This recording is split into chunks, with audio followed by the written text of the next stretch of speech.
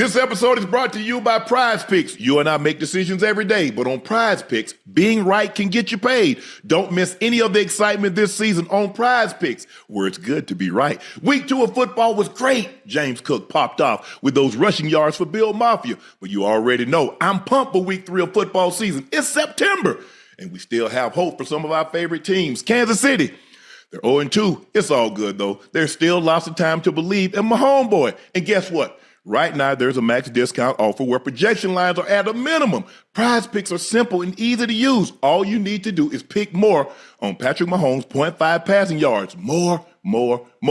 Prize Picks is the best way to win cash this football season. Which players are going off? Which ones aren't? Make your pick in less than 60 seconds and turn your takes into cash all season long.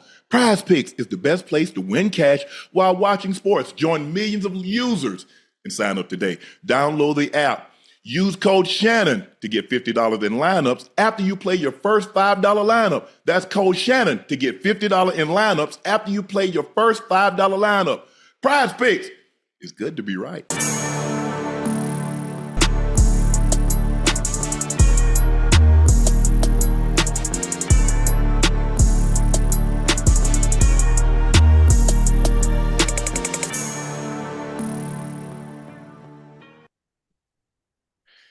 Hello, ladies and gentlemen, and thank you for joining us for another episode of Nightcap. As you watch the Miami Dolphins lose for the third time this season, the Buffalo Bills run their record to a perfect 3-0, thanks to a score of 31-21, Josh Allen 3 touchdown passes, and 2 very costly mistakes by the Miami Dolphins in this ball game, late in this ball game, really doomed their chances of potentially winning this game.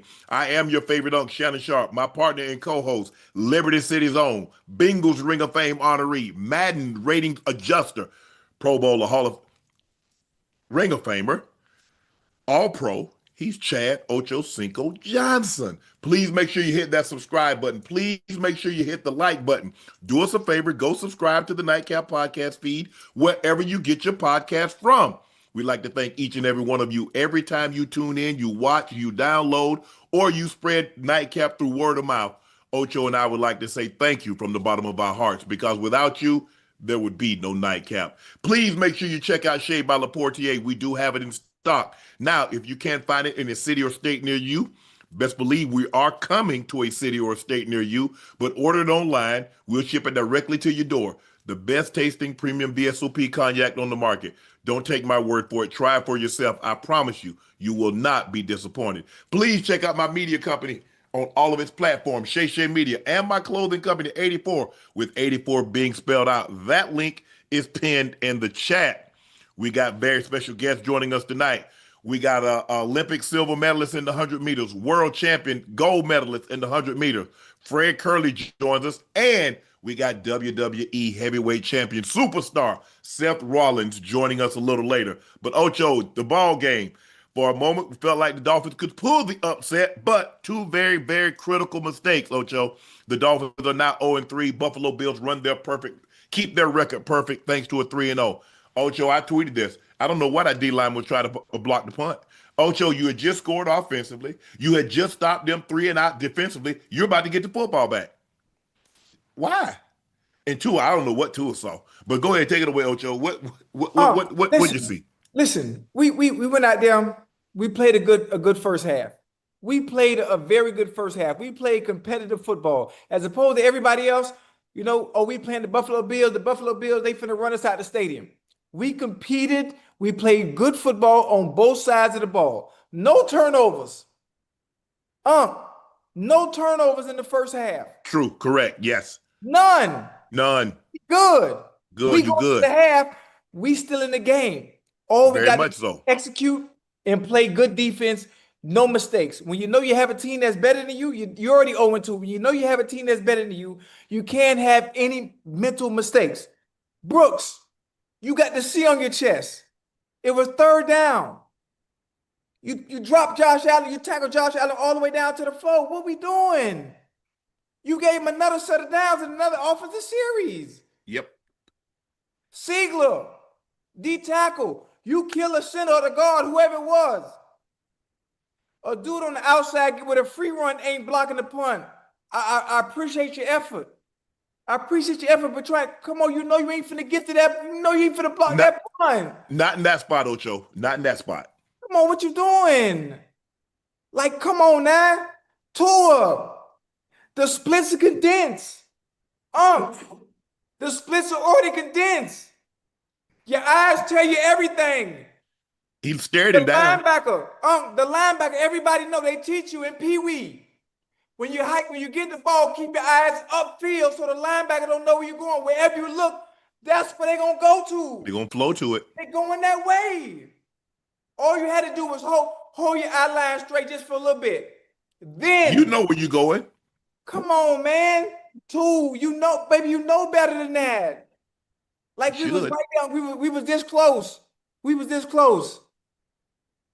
Like, come on, man. Listen, outside of us losing, we played well except outside of those 3 bonehead mistakes. I mean, come on, man. We got to do better. I mean, Reed, Tyreek, I know you're going to see this. Hold tight, boy. Hold tight. It's going to get better. I'm telling you. I had days like this. It's going to be okay. Waddle, hold tight. Hey, Chan, boy, you ran your ass off tonight, boy. You hear me? You ran your ass off tonight, boy. I mean, come on. The whole game. I don't know if this was the game plan with Mike McDaniels. They had condensed splits the whole damn game, damn near. Mm-hmm. The whole game. Bump and run. They up in their face. I was hoping at some point, because the running game was pretty decent. It was pretty good. I thought they were gonna drop a safety and leave one-on-one out there. They kept 2 safeties up there high with the press. Running 55, running cover 2 from press. Why would I not run 55 against Tua? Where are you going? You're right. I mean, like, man, I bet you won't run that. I bet you won't run that against Lamar Jackson. You won't run that covered against Josh Allen. You can't. Or Jaden Daniels. You can't. Because when your back turned, he gonna come right out the back door. And before you see, right you notice he's gonna be 20 yards down the field. He touching you on your back. Turn around. I'm here. Like, Ocho, all the things you spoke about, those are the mistakes that you make when you're 0-2, about to be 0-3. You make boneheaded mistakes like that. You can't get out of your own way. As you mentioned, they played a perfect game. They got behind, came back. Okay, we got a ball game. We didn't get blown out in the first half. We gave ourselves a chance in the second half. And like I said, I don't know why Seiler would try to block that punt. Not in that spot, Ocho. You had just scored a touchdown. You had just gone down the field. You take Buffalo and you make them go 3 and out, and you try to block the punt. What? Why? I don't know who the special team coach is. You should have told them, don't even try to block it. Well, they had defense stay. They had defense stay because that's the only reason he's on the field. So they would just to make sure they don't do anything tricky. Right. I'm gonna keep my defense out there, bring one returner back, somebody go off, but I got defensive stay. Okay, don't even worry about it. Because the worst thing can happen, you run into the guy and they call it roughness because he didn't give him a chance to land, and really they try to protect the punter kicker from doing stuff like trying to protect them when they're up in the air like that, Ocho. But in that situation, the worst thing that could happen. But when you're 0-2, those are the things. Because you got to think, Ocho, how did we get to be 0-2? Yeah. Because it's not like they don't meet. It's not like they don't have talent. Right. You make dumb plays at the most inopportune of times, and it puts you in a bind. Tua, like Ocho said, all you know where you want to go with the ball. Yeah. All you got to do is just once you do this, where you think the linebacker going? You follow your eyes. You follow your eyes along with the safety. Anything after that second level, wherever your eyes is, whichever way your helmet is facing, that is the way the safety is drifting. Yes. Okay. If you know it's a short throw, if you know the splits are already condensed, that means the linebacker ain't got that far to go. No, he already he's right there. Because everybody already tight. Hold the eye line straight. Then when you're ready to throw, boom, look at your target. You go through that. You go through that. It's repetitive, week in and week out, week in and week out. Like you know that I'm not a quarterback, huh? But I just know as a quarterback, you want to protect your receiver. How do you protect your receiver? By holding your eye line so it's not a bang bang play. Right. How did Hansel and Gretel get back home? They left breadcrumbs. You want that safety, that linebacker to follow you? Lee, drop them breadcrumbs, which are your eyes. He Damn. going. What you try to do, Ocho, is that if you want him to flow one way, you look that way, but then you throw the opposite way. Yeah. Mm-hmm. Because he's gonna go where you're gonna go because normally it's now unless you Matthew Stafford and you throw no look passes and stuff like that. Now that's a whole different story, Yeah. Ocho. But in this situation, it was really two plays that really undid what the Dolphins had done tonight because I thought they played really, really well. Very, very good. Tua didn't have big numbers. They did, like I said, they did a great job of getting the ball out of Tua's hands. Yeah. Great. They didn't want to chance anything with that pass rush. I think Russo and Bosa. They didn't want Epinesa. Mhm. They didn't want to take any chances, Ocho. So let's Yeah. 3 yards here, swing pass there, 5, 7 yards. We're not holding this ball Right. because the last thing we want to do is get trapped. Because normally, Ocho, what happens when Tua gets sacked, he doesn't have much grip strength. The ball Yeah. comes out. Mm-hmm. And a lot of people laughing. Oh, to it. Listen, it was a great game plan. Great game plan. Mike McDaniel had a great game plan, knowing how good that front four is, knowing you have to deal with Bosa. Okay, you know what? I'm not going to put Tua in a vulnerable Nope. position. We're going to condense the splits the whole goddamn game. Mm-hmm. Oh, they was 2-3 yards inside the number the whole game. Mm-hmm. The whole game. Why? Quick game. Get it out. Yes. Boom. If they cut the receivers, get it to the back out the backfield. Yeah. That's why everybody called him check down to it. No, he's doing exactly what he's supposed to do, which is why he was so efficient without having any turnovers until it came later in the game. Yeah. And the running game was one of the reasons why we had success in being able to score 21 points. And we just at the end of the game, I mean, you can't make those mistakes as a team that's 0-2. Everything has to be perfect. You want to be as perfect as possible. And it's just, I understand. Look at Siegler. You effort. It was an effort play. I'm trying to make a play for my team. But you got to know and understand the situation and have situational awareness. You're not gonna, you're a D tackle, young bull. You 200, 300 pounds. You're not gonna get there to block that. But I appreciate the effort. Who we got? I think we got the Jets next, right at home. I think so. Yeah, listen, I'm going. Listen, I'm going on the limb right now. We gonna win this game because I'm gonna be like Gilly. I'm coming out the goddamn tunnel with the Dolphins. You hear me? I'm finna be the hype man in this game. That's enough of this shit. That's enough of that. I'm not dealing with this no more. I'm coming out the tunnel with the Dolphins. I don't care what Mike McDaniel say. I don't care what Stephen Ross say. They need me for team morale. They need me. I'm gonna hype their ass up. I'm gonna give them the pep talk before we play the goddamn Jets. Shit. Before the game, reports surfaced about players being late to meetings. Having disciplinary issues had long been an issue under Mike McDaniels. Tardiness was an issue throughout last season. One current Dolphin player said he believes some captains the past season took advantage of their role. Ramsey and wide receiver Tyreek Hill, who were two of the 8 players voted captains in 2024, were among the repeat offenders who received numerous fines throughout the season. Players were often late to practice and meetings, and with multiple team sources suggesting it reflected a lack of respect for Mike McDaniel, who was hesitant to publicly admonish players outside of posting fines. However, one Dolphins player who played for McDaniel in Miami said that behavior was exclusive to the 2024 season, and the issues arose when the team stopped winning games. Ramsey's behavior became a drain on the team morale, according to multiple sources, including current and former players who said this action varied from being late to team activities to outright leaving practice. Player-driven leadership has always been emphasized under McDaniel. His style, as one of the current players described it, is laid back with being hands-off. Former Dolphins players who played for McDaniel said the coach was always open and vulnerable with his players, which he thinks players misconstrued as being soft.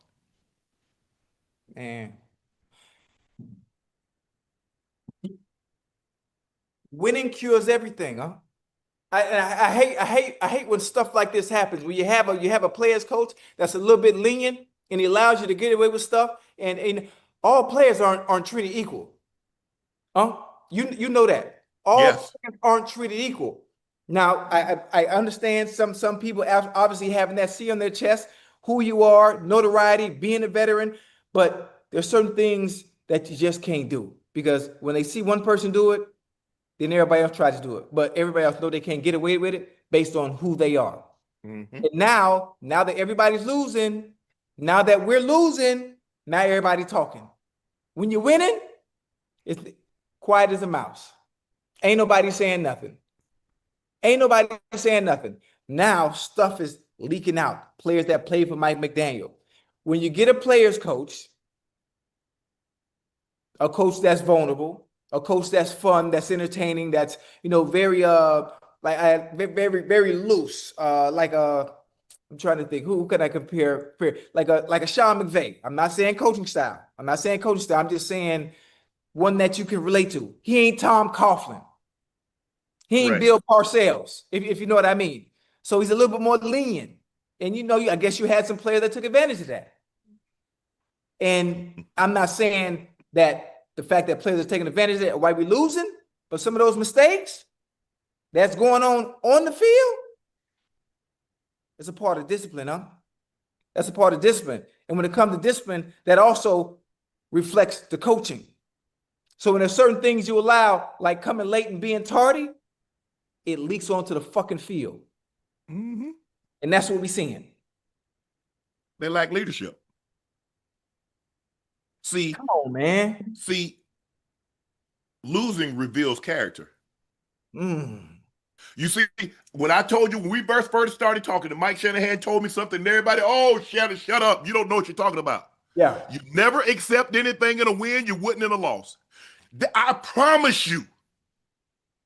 Playing 14 years, Ocho, you played 11 plus. You know they did this when they was winning. They did the exact same thing. You never tolerated in a win what you wouldn't in a loss. If it was okay when you was winning, why isn't it okay when you're losing? Right. Because you allowed them to establish. The coaches kind of like give you instructions of how the players decide what to build. See, when you got a strong foundation, nothing will ever crumble. Your foundation wasn't strong. Your foundational pieces was not strong. Right. And therein lies you start to splinter. Instead of, the mere fact that they said current and former players are talking, it just tells you to the egregiousness of it. It tells you the egregiousness of it. You'll hear things, Ocho. Yeah. I ain't no reporter. I ain't breaking that. They're going to get mad. How you know, Shannon? How you know you not there? Now they talking. Now, this is what we know, chat. Based on this, over the last couple of years, when y'all say sources don't know what they're talking about, y'all know they done their homework. Somebody in that organization's talking. And it ain't just higher-ups, it's players. Yeah. They're talking. And this is what happens when you put the wrong people in place. This is what you get.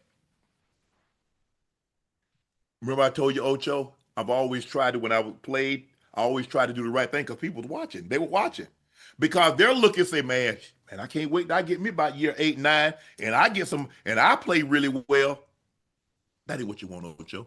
Yeah. You want your best players to be professional. Now, a pro and a professional are two different things. Completely.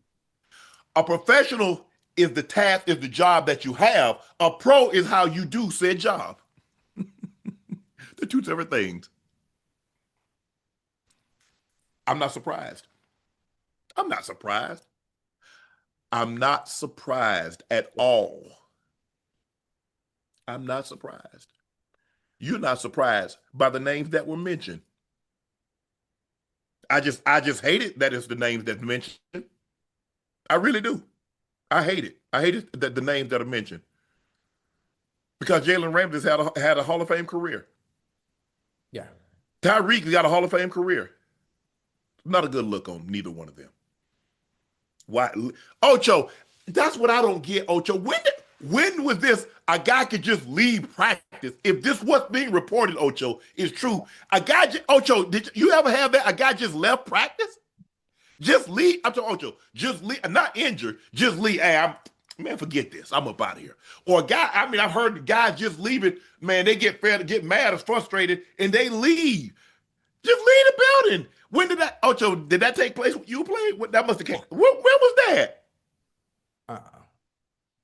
Yeah, you got to understand. We had a different set of Willie Anderson.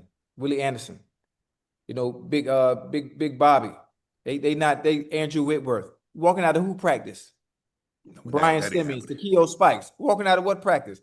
Man, them dudes I'm saying me in general, as great as I was during that time, man, they would have yoked me up. I'm being honest. I I can be honest. believe you. I believe, yeah, and that's what should happen. Man, Big Willie, man, please, man, it would have yoked me up, man. Who the fuck you think you is? No, now we don't do that. It's already bad enough. We don't need you to be no distraction. Now, what you do on the field, that's one thing. You doing your job, but off of it at practice, oh no, I want no problem. Oh no. Let me tell you what I think happened. They think Brian Flores was too far this way. And so what do? Instead of hiring somebody in the middle, you go too far that way. Right. Look how much space is up in there, Ocho. Yeah. There's a lot of room for players to maneuver up in there. I got a question for you. Yes. You think players, forget Jalen Ramsey and Tyreek, you think players would have showed up late or walked out of practice with Brian Flores at the head coach? Hell no. Goddamn right. You got absolutely not. A fool. It's different kinds of coaches, different kinds of mentalities. Certain coaches, hell, he don't even have to say nothing. It just they don't respect aura. It's just Ocho, who he is. They you don't know respect not to play with him like that. Yeah. Man, what we do? What's the answer? What's the answer? Give me your honest opinion. Give me your answer. What do the Dolphins need to do? What do we need to do? They clean the house. They're cleaning house. They're gonna clean house. Whoa. Slow down. Clean who? They're gonna clean house. You think so? Tyreek's gone after this season, if not by the trade deadline. They've already got rid of Jalen Ramsey. Yes. They're changing the culture. Am I gonna be shocked? I'm surprised Mike McDaniel is still there. Because when you say you finding players, obviously that has to come out of payroll. Obviously, you have to write it up what they're being fined for. Why are you taking money from them? The general manager sees that. So you got to understand the situation that we, Dolphins fans, myself, people have been fans for this organization, me, since 1978. If you say we're cleaning house, we're basically hitting the reset button. And before we get a competitive team, will be a very long time from now, because you know how long it takes to rebuild yourself back up to being a winning organization. Yeah, you can't win with leaders like that, though. You can't. You can't win with leaders like that. I mean, I wish I could, dress it up for you nice, chat, but you can't. You can't. You have to have an extreme. If those guys are your leaders, I'm talking about your main leaders. Yeah. You ain't winning. You think Tyreek did this with Andy Reid?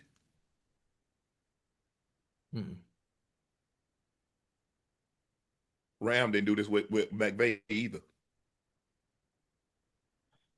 Different culture. Different coaches.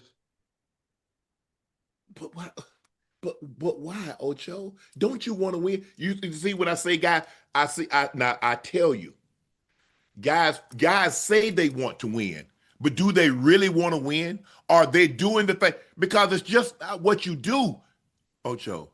You win Monday through Friday. You just play the game on Sunday. You win the game on Monday through Friday. I don't get it. I don't. I can't. Remember, when these issues were arising, when these issues were happening, they actually were winning. That's when the issues occur. When you are winning and you understand what you get on Sunday, then the coaches are a little more lenient with some of the stuff away. We had the same issue in Pittsburgh. You already know what I'm talking about. Yep. Fredo? See, we didn't get to see that part until it came to a head, where enough was enough. Production and tolerance. Yeah. As long as production is here, yeah, tolerance can be here. Right. Tolerance will never outweigh production. When Tyreek was getting 1,900 yards, you didn't hear a thing. You see how high his production was? His Very high. tolerance was up there too. He had 900 last year. Production dropped. Tolerance was still up here. Oh no. Right. We got to get me young bull in a rightful situation so that he can flourish. Ocho, he came from a structured Ocho. If you normally when you come from a structured environment, if you go look at somebody in the military, more times than not always, what are they? Always on time. Yeah, very disciplined, huh? You go look at and the way they keep their homes, very clean. tidy. Yeah. So no matter, even when they leave the military, they kind of still gravitate towards that. Yeah, very OCD in the general, and just in the way they live. Yes, yes. So it's surprising to me. No, it's not. It's not. It's not. It's not surprising to me. Players say they want to win, but they actually think just winning the game is winning. You win in practice, you win in meetings, you win in the training room, you win in the meeting rooms. That's when you win. They just looking at winning on Sunday. That's not the only way you win. You win Monday through Friday. Yeah. That's when you win. I just don't get it. I don't. And I'm never going to, you're not going to make me understand because like I said, I mean, what do you got to do? Ocho, how are you late? I can see if you're leaving somebody that got 2 jobs, Ocho, and they got off the other one job late, getting to the other, I get it. I don't know another player that has another job. Right. He got 1 job, making 30 million, one guy making 22, 23 million, and you late? I've been late before. It wasn't a continuous occurrence though. Yes, yeah. Ocho, we get it. I can tell you when it was. It was in goddamn December, and I opened the door, and the snow everywhere. It took me forever to get out the goddamn parking lot. I get it. Look, everybody I think is. I mean, I shouldn't say everybody, but most players have been late at least once. Yeah. But I don't think what they're talking about is a once occurrence. Reoccurring. Yes. Ocho, like I said, one time, hey, it ain't gonna happen. But see, that's how Mike was. Overweight, Mike gonna hit you for $50 a pound. It's just what it is. You late to the meetings, hey, you can pay the normal fine or you can pay it in cash in front of the team. The choice is yours. Now, I'm telling you, Mike gonna get rid of you. Hey, you can't win. You can't win because you're fostering a culture that, as the old guys start to move away, this is what you're going to be left with. Yeah. And so that's what do they always say, Ocho? You try to get the bad apple out because the bad apple will spoil the rest of the apples. But listen, sometimes your bad apple is also sometimes your best player. Yeah. And therein lies the problem. I said sometimes. Yes. And therein lies the problem. Why? Let me ask you a question. Why did the Patriots win so much? Who was their hardest worker? 12. You see the foundation that he laid? Yeah. I'll guarantee you it's the same way in Kansas City. When you get your best players and they're the hardest workers, your Michael Jordans, your Kobe Bryants, your Josh Allens, your Patrick Mahomes, your Peyton Mannings, your Tom Brady's. It's easy to follow those guys. Yeah. But you got to have that guy got to be strong. And guys don't want to let guys like that down. Damn, man. It's bad. We knew it was bad. Ocho, we knew it was bad. We knew it was bad, but what not like this bad, huh? Huh? I said we knew. Go ahead. I knew it was bad. I'm just saying the way we played tonight, the fight that we showed, the resilience that we showed, that the whole world, they doubting us. Oh, y'all don't stand a chance. Y'all gonna get run out the stadium. Buffalo finna beat y'all headed. No, we played good competitive football with 3 mistakes. and I hate to blame it, but that cost us the chance to tie the game. Mm-hmm. It cost us. Yeah. It just did. Damn, man. I still got my tour jersey on though. Yeah, I see. Ocho, we're going to move along. Former Raiders head coach Antonio Pierce says he thinks it's foolish to believe Tom Brady won't use his access as a broadcaster to help the team. Pierce said, this is unprecedented that we're seeing. I think it would be uncomfortable if it was the other way around, to be honest with you, because you're not dealing with just a normal person. Tom Brady is elite of the elite, one of the greatest quarterbacks, one of the greatest players in this game. It's hard for him to watch a few things on Friday's practice or hear things in production meeting and be like, and I have tidbits. You'd be foolish enough to think that he's not going to share those with the Raiders because we had those conversations about certain things. Those conversations don't matter, Unc. Tom Brady's the 7-time Super Bowl winning quarterback.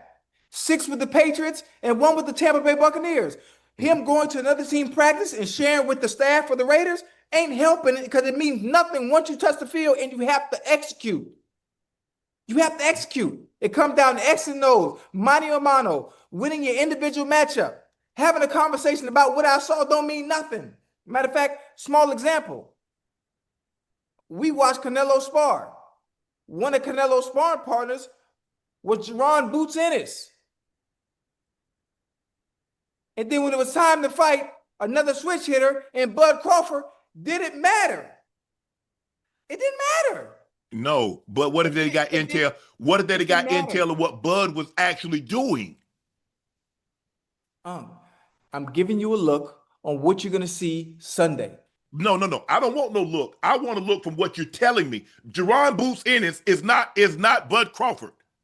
So let me ask you. Okay, this. wait. Perfect. I'm glad you said that. Jerron Boots Ennis is not Bud Crawford. Tom Brady and Geno Smith. Tom Brady. No. So let me ask you a question. What you telling, whatever information you give, is not gonna work. So let me ask you a question. So if if Bud's trainer were to tell Canelo's trainer, okay, this is our strategy, that's not gonna help either, huh? Absolutely not, because when you get in the ring, no matter what I tell you, you still got to execute the fight. Stop it, Ocho. Stop it. Stop it. You know that's not the case. Absolutely not. Hey, absolutely not. Wait, listen to me real quick. You playing with the Denver Broncos, right? Yes. You playing with the Denver Broncos. Yes. And just say they got your playbook and you don't know it. They got your playbook. And John Elway called the play in the huddle and you get to the line. You worried about them knowing what the play is? That actually happened to us in the Tennessee. Are you worried about them knowing what the play is? What you gonna do? Listen to me. You gonna get open no matter what. I ain't got to tell you no speculation. It happened. The Tennessee Titans had our playbook. Did you get open that game? Hey, we made we won. Did you get open that game? Ocho, I made one play. Jamal Lewis rushed for a touchdown. The defense took the game over. We couldn't do nothing offensively. They had a check for everything that we did. Every formation we got in, they had the perfect call. The only play that we made was the formation they had never seen before, where we ran switch routes. I was lined up in the slot, and we crossed. I went up the rail, and the outside guy went up the seam. I caught the go ball. They passed it off? Nope. They blew it. Okay. They stayed. Both of them stayed inside and let me go around the rail scot-free. I get it down to the one. Jamal run the ball in. We ain't do nothing after that because they had the playbook. Hey, listen, you cut from a different cloth. We think the same. We play the same. We talk the same. So the fact that you're not agreeing with me on this, I wouldn't care what they know. I don't care what plays you know. I don't care what Tom Brady tell anybody. When I line up on that field, you finna get this fucking work. Oh, I'm sorry. You finna get this work. My bad. Yo, you good. This work. That don't mean nothing. That ain't no competitive advantage because you still got, when the whistle blow, you still got to go out there and execute the X's and O's. Ocho, if I know where you're going, I'm going to be there before you get there. Shit me. Come on. Yeah. Come on. That's why you don't ping your location. That's why you don't tell anybody. You don't want nobody to get the drop on you. Yeah, just a thought. Just a thought as a player. I bet you ask some of the young players right now, hey, Tom Brady is having a conversation and they think it's a competitive advantage, him being in the booth. I guarantee you all the players right now, man, we don't care nothing about that. If that wasn't the issue, why did the NFL not let him do it last year? If it wasn't an issue, or they thought it was an issue. I don't listen. You said it wasn't an issue. Why wouldn't they let him do it last year? No, I'm saying it. The powers that be that like to control everything that goes on, like player socks, what you wear. Of course, they didn't want him to do it. I mean, he's doing it this year. Why? Though. Oh, I don't know because you know how they are. You know how they are. Yeah, we gonna always disagree on this. Hey, listen, they micromanage every little thing. Every little thing. They do. It's a competitive event. It ain't shit. Because I'm all the boys still got to get out there and line up. You do. Now, if Tom Brady if Brady was actually playing in the game at quarterback for the Las Vegas Raiders, now we got a problem. No. Now we got a problem. Belichick ain't played no games, but he sure did call a lot of great defenses and seemingly knew where everything was gonna be. I mean, he had a lot of great players too to do it. He had the players. It doesn't matter the players. You told it doesn't matter. It doesn't matter. It doesn't matter. You told me it doesn't matter. You see what they did against Seattle? They knew if they brought a certain defensive package in, what would Seattle do? Bring a certain offensive package in. Right. They brought a 5-3 in. Mm-hmm. They say, well, Seattle's going to throw the football. Mm-hmm. I just think, look, it's going to be 50-50. There are going to be people that feel strongly like you do. There are going to be people that are on my side feel strongly like I do. I'm surprised that they relented because if that's true, what information can he get from a practice that he needs to help calling the game? You say he watched tape all week. So what does Friday practice do for him? He watched it on tape. So why does he need to be in production meetings? Yeah, I mean, to me, we making too much of it. We making too much of it. We making too much. I think, Ocho, I think enough people. Go ahead. I think enough people on both sides have strong opinions both ways. That's why. If it was like, you see how close they came for the tuck rule, getting the tuck rule out. Oh, yeah. Because you got people strong on both sides. It's fine. Nah, that's a competitive advantage, so forth and so on. Because I remember you couldn't push the guy. You couldn't aid the runner. You couldn't push him and help him gain yards. Now you can. But I just think the thing is that Tom, it is definitely a situation where the NFL is gonna look back into it. Yeah. All right, Ocho, we got a very, very special guest joining us. This guy's done something that very few track and field men in the track and field game has ever done. He's one of the few men that has run sub 44 in the 400 meters, run sub 19.8 in the 200 meters, run sub 9.80 in the 100 meters. He's a world champion in the 100 meters. He's an Olympic silver medalist in the 100 meters. And I think he won he's on the world relay team. Here he is, ladies and gentlemen, Fred Kerley. Fred, what's going on? I think you're on mute, Fred.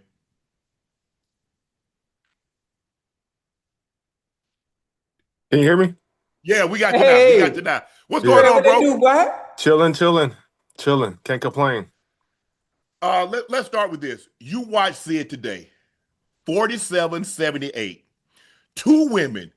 I mean, think about it. You had to go to get on, you got to run one of the 10, 11 fastest times ever for a woman just to get on the podium. How impressive what you saw Sid do. Basically, she said, this year, I'm done with the hurdles. I'm not doing the hurdles. I'm focusing on the 4 flat. And her sole purpose is to take that world record down. Many thought was untouchable. How impressed are you with what she's doing, Fred? I think it's crazy. It's something that have not been done in 39 years, and to have somebody great as her to accomplish that is amazing. And I feel like she still can go faster. She's just still young and just the open 4. Her baby is the 400 hurdles, but is no telling what she can do in the open 4. I feel like she can go even below what she did. I feel like she's still young at it. Her body's still young. I feel like she can do some amazing stuff in that open 400 meters. You believe she can go sub 47.5? I feel like she can go faster than that. I feel like, it's Sydney we talking about. Yes.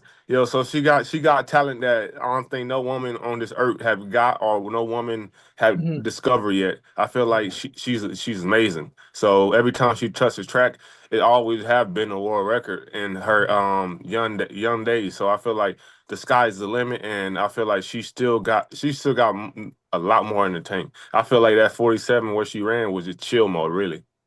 Mm. When you look at it, Fred, I think a part of it because they're talking now that maybe and Bobby Kersey, he coached FloJo, Gail Devers. Gail Devers was a two-time Olympic 100-meter champ. We know what FloJo is. We don't need to say anything. Valerie Briscoe at the time she married Hooks, and now she's Valerie Briscoe Hooks. She was the first to do the double, the 4-2 in '84 Mhm. in LA. Last time the Olympics were in LA. Guess what? In '28, the Olympics going to be in LA. Mhm. Could you see Bobby Kersey going to the Olympic Committee and says, "Look, we want to do something unprecedented, I and the feel like only it's thing that they can do unprecedented is the 4-4." I feel like she always can do anything, but hey, if the time frame presentable, I feel like and no telling what the Olympic Committee can do for any of us. Right, Mm. right. You watch. I mean, I don't know how much of the. Are you watching the world championship? I watch YouTube University or Twitter University. I get all the news when everything come on them channels. I've not watched it live. How how surprised are you with the way Oblique Seville has run this year? Ended up winning the world championship, the 100 meters. He caught Kashane. Kashane always gets a great start. I was surprised how easy Seville made it look. Noah got the bronze, but Noah didn't have a whole lot of races.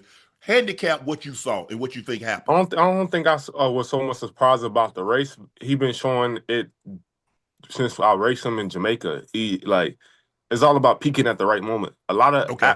A lot of athletes have not raced in September. They end their season in August each year. So every time you end your season early, you don't get that extra boost. And what I saw in the 100 meters, I feel like he was always capable of doing it. He just ended up short-handed. And this year he showed what it was. And for Noah, I feel like I don't think he was so much concentrated on the 100 this year. I think he was so much concentrated on the 200. He lost the 200 Mhm. last year, and I feel like he wanted his revenge. The 200 is baby. I feel like Yep. he want the 200 more than the 100.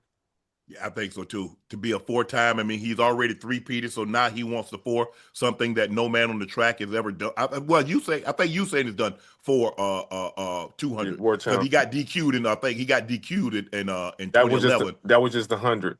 Yeah. Yeah. Okay, let's talk about you. Yes, sir. You had a whereabout violation that you was possibly contesting. I don't know if you're still going to I'm contest still that. I'm still contesting. I ain't did no wrong, so my people still fighting for all that. Mhm. Okay. But they said you're the first, if I'm not mistaken, track and field athlete to be a part of the enhanced games. Yes, And sir. enhanced means break a world record with the enhancing. I mean, obviously, you're on the protocol. If you're trying to fight to say, well, you know what, I did nothing wrong. This was just a whereabout. I mean, I'm sorry I didn't give you. Say I was in Miami and I was supposed to be in LA, or I was in Mm. the Bahamas and I was supposed to be over here. Why would you take this step? Why would you do the enhanced game? Come test me. You know what I'm saying? Come test Right. me. Like, I'm not Mm. tripping. You can come to my house any second, any minute, any hour. Come test me. I'm not worried about no mistest, no nothing. Come test me. I've been clean my whole entire career. You should come test me. Only thing by signing up to this game, make money, protect my future. Equity is everything. Ownership is everything for me. And they did the exact job. I got ownership. And a lot of track athletes, when they get done with this sport, they don't got nothing to go home to. I've been to 2 Olympic Games and been world champion, right? So it's for me, my understanding is I got family to feed. Mm. Right. I'm going home. You know what I'm saying? Guess what? If I go call somebody, ask to tell me give me 200K, go get a job. I ain't never had no job. You know what I'm saying? Only thing Right. I know is my feet Running. run. You know what I'm saying? So nobody gonna tell me how to make money and protect my family. My bloodline depending on me. I'm the first one to make it out, and my whole job is continue to. If I make $100 million, I'm gonna continue to make $100 million each and every year. So my whole job is protect my bloodline. So explain to me. Tell me this, Fred. So tell me how the whereabouts do you? Okay, so you give them locations of where you're going to be. They call you, or do you put something in right at the beginning of the year? It says, okay, this is I have a residency here in Texas. I have a residency in Florida, and I have X, Y, and Z. So how do the whereabouts? How does this work? So whereabouts is basically we fill it out each quarter. They got to know all your location. They got to know if I'm here, where. They got to know everywhere. So Okay. so it's basically every quarter you fill out where you're gonna be. But the problem Okay. with that, you never know where you're gonna be. Okay. Like life is life. So it's just like you just gotta give them an hour. They come after hours sometimes. They come when they want to. Simple as Okay. that. So Hey, wait. basically, for me, it just feel like I'm in prison. My dad been in jail. My dad been in prison. He's still on parole. He don't got to do half of the shit I'm doing to maintain a paycheck. Right. Hey, Unc. Yeah. Hey, Fred. That's the same thing with us in the offseason, huh? It don't matter where you are. They'll always have a Yes. test where you at. Yes. Man, I don't like that. It don't matter. Hey, Fred. I remember one off season. It might have been after that 2005, 2006 season. It didn't matter where I was. See, I, but I, the I, problem with football and track, y'all still maintain y'all contract. oh, okay. We don't. No? No. Oh, so in other words, We got you once you get during this. suspended, you get no money. Like Okay. USATF spend my medical stuff. So what somebody like me like I'm gotta go get money Right, regardless. right, You know what I'm Okay. saying? right. Like we don't Right. get nothing. Like track and field not paying me. Sponsorship paying me. Okay. You know what I'm But, saying? But So yeah, have you lost any of your endorsements? I don't got no endorsements. So what people talking about? Is make money at all costs and protect my kids. Wow. you're So I don't right. care I don't care what nobody say. They not feeding none of them. They not even feeding me. So let me ask you this. You said you want a chance to push your limits. So you say they can come test you now. You know if you take part of this, Fred, Yo, you're yo, probably going to get a lifetime ban. guess what? It's soon happening. Go on, do what you got to do. Hey, just like they got people, I got people, and I'm blessed, and I'm highly favored of the man above. I like it. Do you think if you were to go ahead and take this process, how do you think Fred Kerley is going to be remembered? Because like I said, Fred, there's not a whole lot of men. Mhm. I mean, you're an NCAA champ. You went to the 400, I'm still in the the 200. Unc. I'm still in the Yeah. testing pool. Okay. I'm still in the regular government body testing pool. Okay. So let me ask you a question. Do they do blood? They do blood and urine? They do both. I Wow. just got a piss test today. I'm not tripping. Yeah, you're gonna be good. You're gonna be good. You're gonna be good. See You're gonna you see the problem. I feel like the problem is they scared to pay the athletes. You know what I'm saying? So they can't control us when you're trying to make other form of income. You know what I'm saying? So if they can't control what you got in your pocket, how are they selling that you got the coaches and stuff making more than the athletes? Wow. You got agent making more than the athletes. You got president making more than the athletes. Are they protecting the athletes? You got athletes that can't get sponsorship. You got athletes that work in the job to maintain their livelihood. Yeah. So at the end of the day, it's protecting myself because they don't care about me.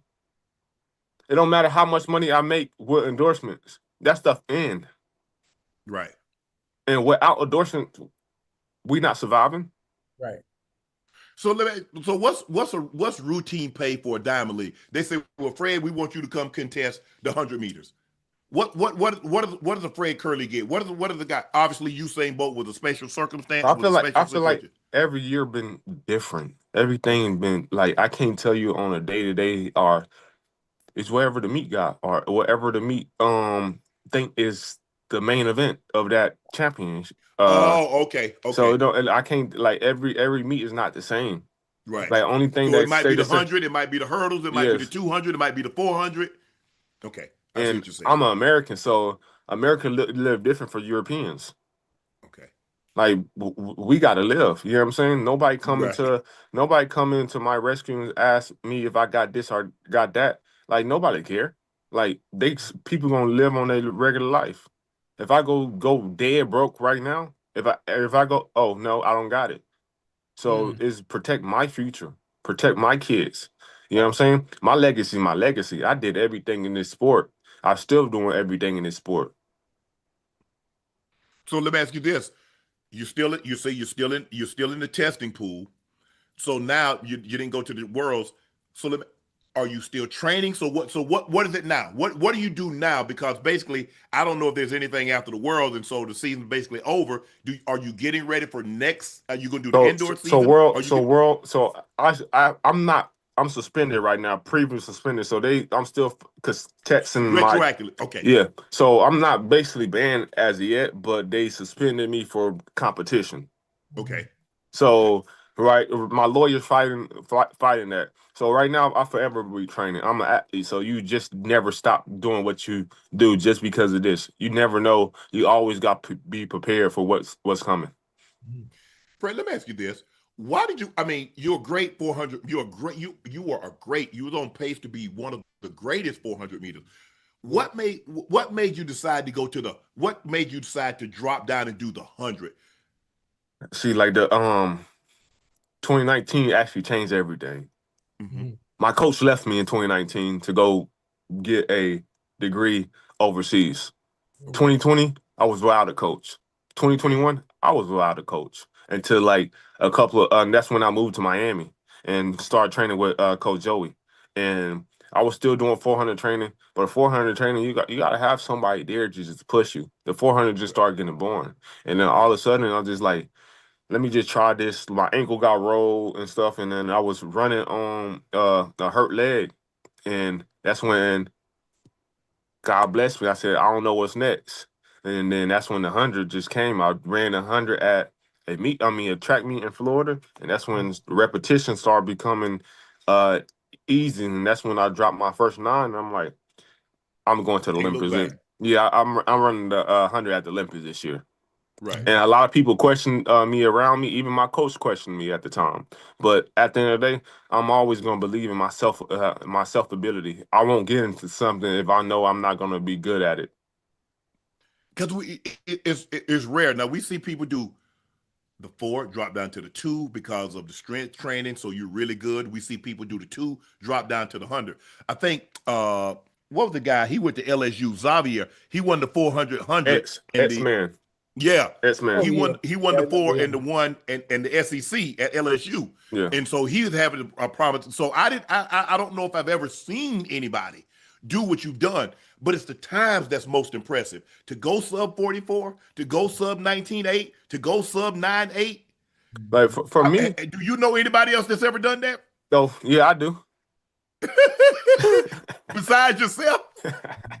Nah, I don't know nobody. But for me, it's just like it's all about people tell me I can't. I Okay. hate the word I can't. That will Yeah, make me want to do it even more. Oh, you can't do this, you can't do that. Oh, like I heard that plenty of time when I'm younger, so that's why I'm gonna go do it. yeah, And every time somebody say I can't, I've been successful. And hey, you know what I'm saying? So I can't complain about what God gave me in my heart to do. He pushing me to greater things. So when somebody say I can't, that's when I'm gonna do it. Just like I will moss on Ochocinco right now. whoa, whoa, whoa, whoa, Whoa, whoa, whoa, dang, Fred, that what I'm talking whoa, about. That what I'm whoa, talking about, whoa, Fred. whoa. Hold on. Hey, Unc. You Uh, know why he ran sub 44, right? well, you chasing it? Now ask me who he trained with.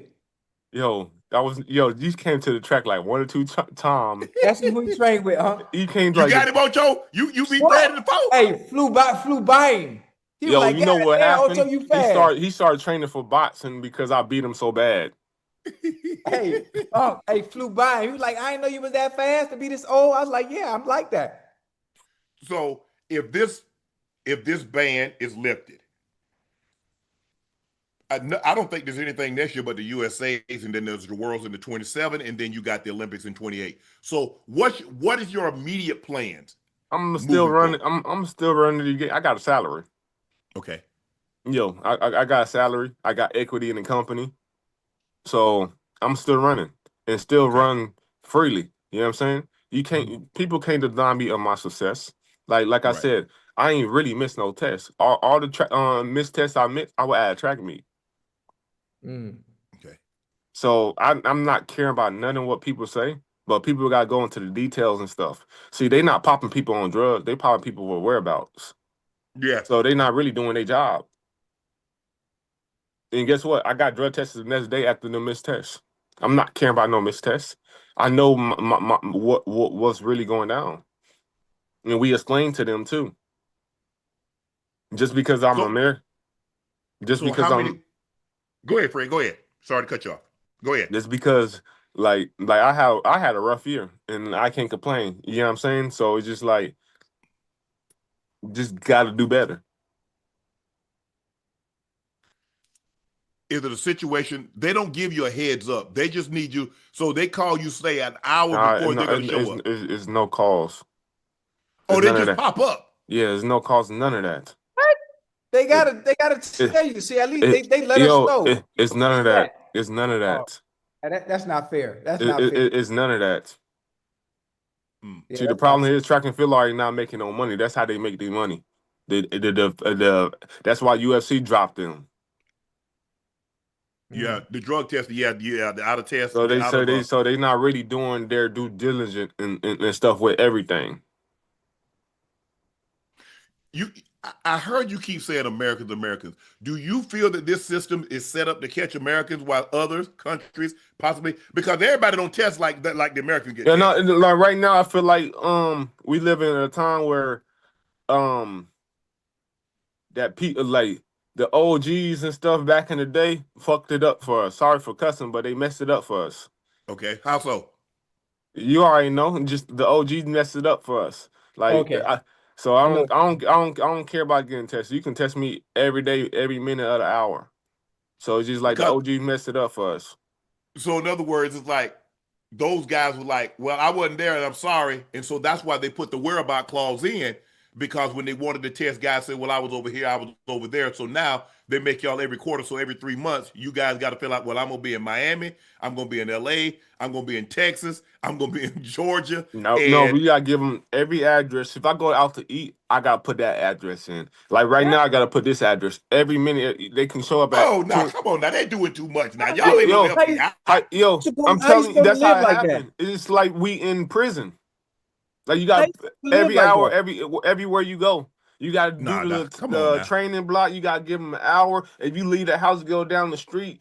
Hey, they got to know everything. Man, they And that's doing what too people much don't now. realize. Like I don't care, yo, you can come and test me anytime, but like filling this stuff out every minute, every second, it's just like, bro, y'all doing too much. That invading privacy and stuff too. When we go overseas, we got to fill out every minute, every second, everywhere. You know what I'm saying? Everywhere you go. If I Man, go to a funeral right now, they got to know where I'm at the funeral. People popping up at restaurants to test us. People popping up at airport to test us. Damn. yeah, I've been So it's tested at the basically like airport. we in a plantation. Wow. And the outside world don't know what's actually going on because you got people that actually own the stuff but never getting caught because they're getting paid off. You got active cases right now in track and field that USADA and WADA is not doing nothing about because they're Mm. getting paid off. Oh. Damn. That's a pretty strong accusation, Fred. There's no accusation. It's the facts is the facts. Simple as that. And they know it. They got cases going on right now. You can come and test me any day of the week, and I'm not tripping. I can show you my yo, we get us every time we do a drug test, stuff come to my phone. Negative, negative, negative, negative. I'm not tripping. Have you thought about transitioning to football? You won't get it tested as much. No, baseball. It's guaranteed money. Fred, you ain't played baseball in 20 years. You ain't finna hit Yeah, no I've pitch. been playing. Yo, I don't got to yo, I can play. What you go, Fred? What position you gonna play, Fred? Center field. You know they hit in center field, right? Yeah, You and got to come to the plate. you know my speed. I know how to catch. You can hey, I know you here somewhere in this county where I'm at. You can come check me out. Hold on. You can hit the ball? Yes, I can hit the ball. You in Fred, Miami nah, now? we ain't talking No, about no batting I'm cages. not in Miami. I'm I was talking gonna say to Unc let go to the batting cage. this weekend. Oh, you gonna be here? Yeah, Oh, I was a 5'2", like they would try to man. draft me the Yo, Marlins in you say you '97. good at everything. No, I promise. I promise. The Marlins tried to draft me in '97 out of high Yo, school. y'all Florida guys, y'all gotta stop. No, I'm for real. Fred, that's like when I beat you when we was out there training. Like you was like, oh my Fred, God, I know one of the greatest runners in American history. I know you ain't let this man come off the street and beat you, Fred. I Yo, did. yo, you talk about Ocho. Hey, he think he good at everything. You see Hey, what he Fred, thought he was about to get a soccer ticket too. Look at him. He Fred, think you good at everything, man. Fred, be honest. Unc right here. Now, I didn't beat you when we ran 250s. I ain't never done no 250 in training in years. So what What you we, talking about? what we was doing that day? What were we doing? I think what 150. We were doing something. I don't What were remember. we doing? I ran it with you. I don't know. What were we Whatever it doing? was, I blew by your Yeah. ass. I know that. Yeah, I just want to know what we're doing. I can't remember. Hey, we can line it up this weekend. Oh, hey, I got my camera ready. Well, bring your camera out. I've been training. You've been training? Hey, I train every day. You probably be like your glasses lopsided when I get done with you. Okay. Keep that same energy. Matter of fact, I feel so good. I give you 5 meters. Huh? If you can, What y'all running? I give you 99 meters and we going 100 meters. What you running, Ocho? You want him at a 40? You want 40, 60, 100, 200, 400? You know what? I don't want to handicap him. I want to give him a chance to actually try to catch up. So we'll go 80 meters. 80 meters, how much? Yo, the first 60, you done. You ain't no chance. The first 60. You can't even beat T.O. Hey, that's my dog. That's my dog. You can't even beat T.O. Hey, that's my dog. But listen, I'm a different horse. I'm a different thoroughbred. I beat you. You are a world-class athlete. You're a world-class sprinter, and I smoked you.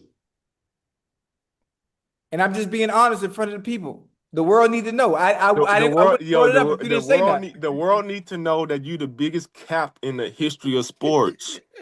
I ain't even got no. I got a cap right here. That's about it. Fred, we're gonna get you out of here on this one. Handicap the 200 for us. You got Noah. The Jamaican ran really good today. He broke it down, but he looked really good. And then you got Tobogo, you got Kenny Bednarik.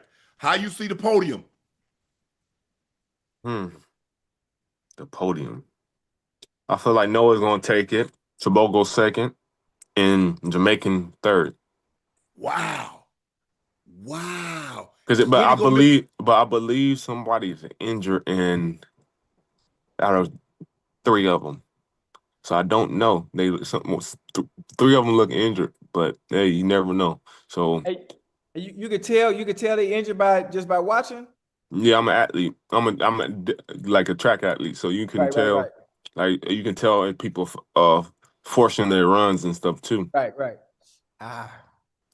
So,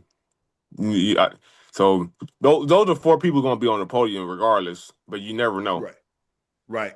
So you think I think Noah's going to take it because I feel like he got something to prove, and because what happened last year. But you never know. Tobogo, a sneaky mother. Man, Noah came out with the shorts today. I don't think I've ever seen Noah running shorts. Noah normally runs in the singlet. Now Noah's be running in the shorts, but I feel like he got something to prove. So he does. I feel like we're gonna see some nasty stuff in Tokyo in a couple of hours. Wow. So you think he's still seething from losing that 200 in the Olympics, getting the bronze, because he really wants to go. I mean, the gold medal, I think the gold, but like you said, the 200 is his baby. And he has yet to get the medal. He stand atop of the podium at the Olympics. And so he's like coming back, look here. He's got something to prove. He got something to prove, and definitely in the deuce. I feel like he got something to prove, and I feel like he's gonna show the world what Noah's always been Noah. So I feel like he got something to prove in it too. But Tobogo always sneaky. He probably faking like he got injured and just show up.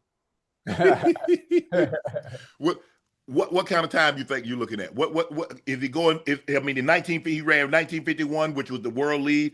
They go at 1904, they're gonna be between 1903 and 1907. Woo. Wow. I feel like it's gonna be something fast. Wow. It's gonna be something fast. And I won't be surprised 1902, but I feel like 1903 to 1907, those are gonna be the winning times. You think they're in that kind of condition? I feel like, hey, that's his last race of the year. He did what he got to do, and did some of them probably jogged some of the races. But I feel like history always be determined when championship come. The real dog come at championship, and Noah proves over years he always show up. So he probably gonna show up.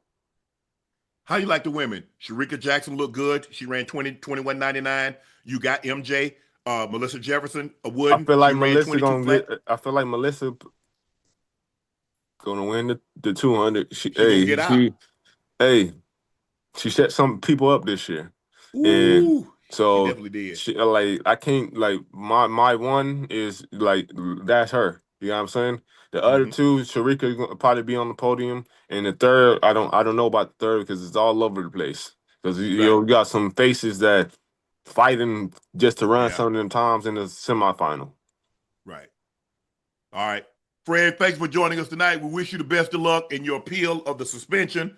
Whatever your endeavors are, we wish you the best of luck, man. Stay healthy and come back and join us soon. Yes, sir. Appreciate All it. right. Appreciate you, bro. Yep. Bro. Yep. Fred Kerley joins us tonight. He's a very unique athlete, Ocho. As I said before, Hey. to run sub 44, to run sub 19.8, to run sub 9.8. He's special. He's special. And to drop down from the 4 all the way down to the 100, like I said, we've seen him drop down from 4 to 2. We've seen guys go 2 to 4, go to 2 to 1. But we've seen Hey. guys do 4.8. But we've never seen, I mean, to do this and do it at this level. Right. That's one thing, Ocho. I mean, doing it is one thing. Doing it at that level is something entirely different. So hopefully everything works out for him, and he'll be back running soon. I didn't know all the things what he's saying, about all the showing up and the testing and not making any money. I didn't know anything about that, but I'm glad we were able to get this thing done. Hey, we got a very, very special guest joining us. 6 times WWE champ, a 2-time WWE Universal champ, 2-time WWE champ, 2-time heavyweight champ. Here he is, ladies and gentlemen, the revolutionary, the architect, Seth Rollins. How are you? What's going Bro, I'm on, doing man? good. How are you doing? That's Hey, what's good. I got the gold on my shoulder, man. I'm feeling great. How you guys doing? Man, we're doing amazing. Thanks for joining us. I'm feeling Hey, good. thank you boys for having me, man. Good to see you again, Ochocinco. Yes, sir. I love you, baby. Listen, before we start, before we get serious, before we talk about wrestling, I have one question. Sure. What are the chances you and we do a match? Because listen, I've been a wrestling fan since I was a little kid, and I just would love to share the ring with you, and just whatever happens. Oh, hey, man, you put your mind to it. You get down, you get training, you get going. I'm always available, my friend. We are working 52 weeks a year. We are on 24/7.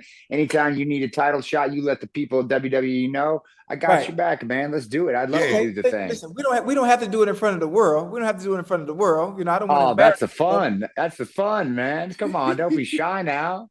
Hey, let me put on 20 more pounds first. Let me put on 20 more pounds, and I'll think about it. Deal. Seth, I mean, obviously, Universal. You guys, I was talking to a lot of wrestlers, and they say the travel and all the things that you guys go through. When did you know? Like, you know what? I really got the hang of this thing. I'm gonna do this. Oh man. Well, I mean, it was my dream since I was a little kid. So Really? yeah. I loved professional wrestling. I fell in love with it at a super young age. About Okay. 14 or so, my friends and I started doing it in our backyard, right?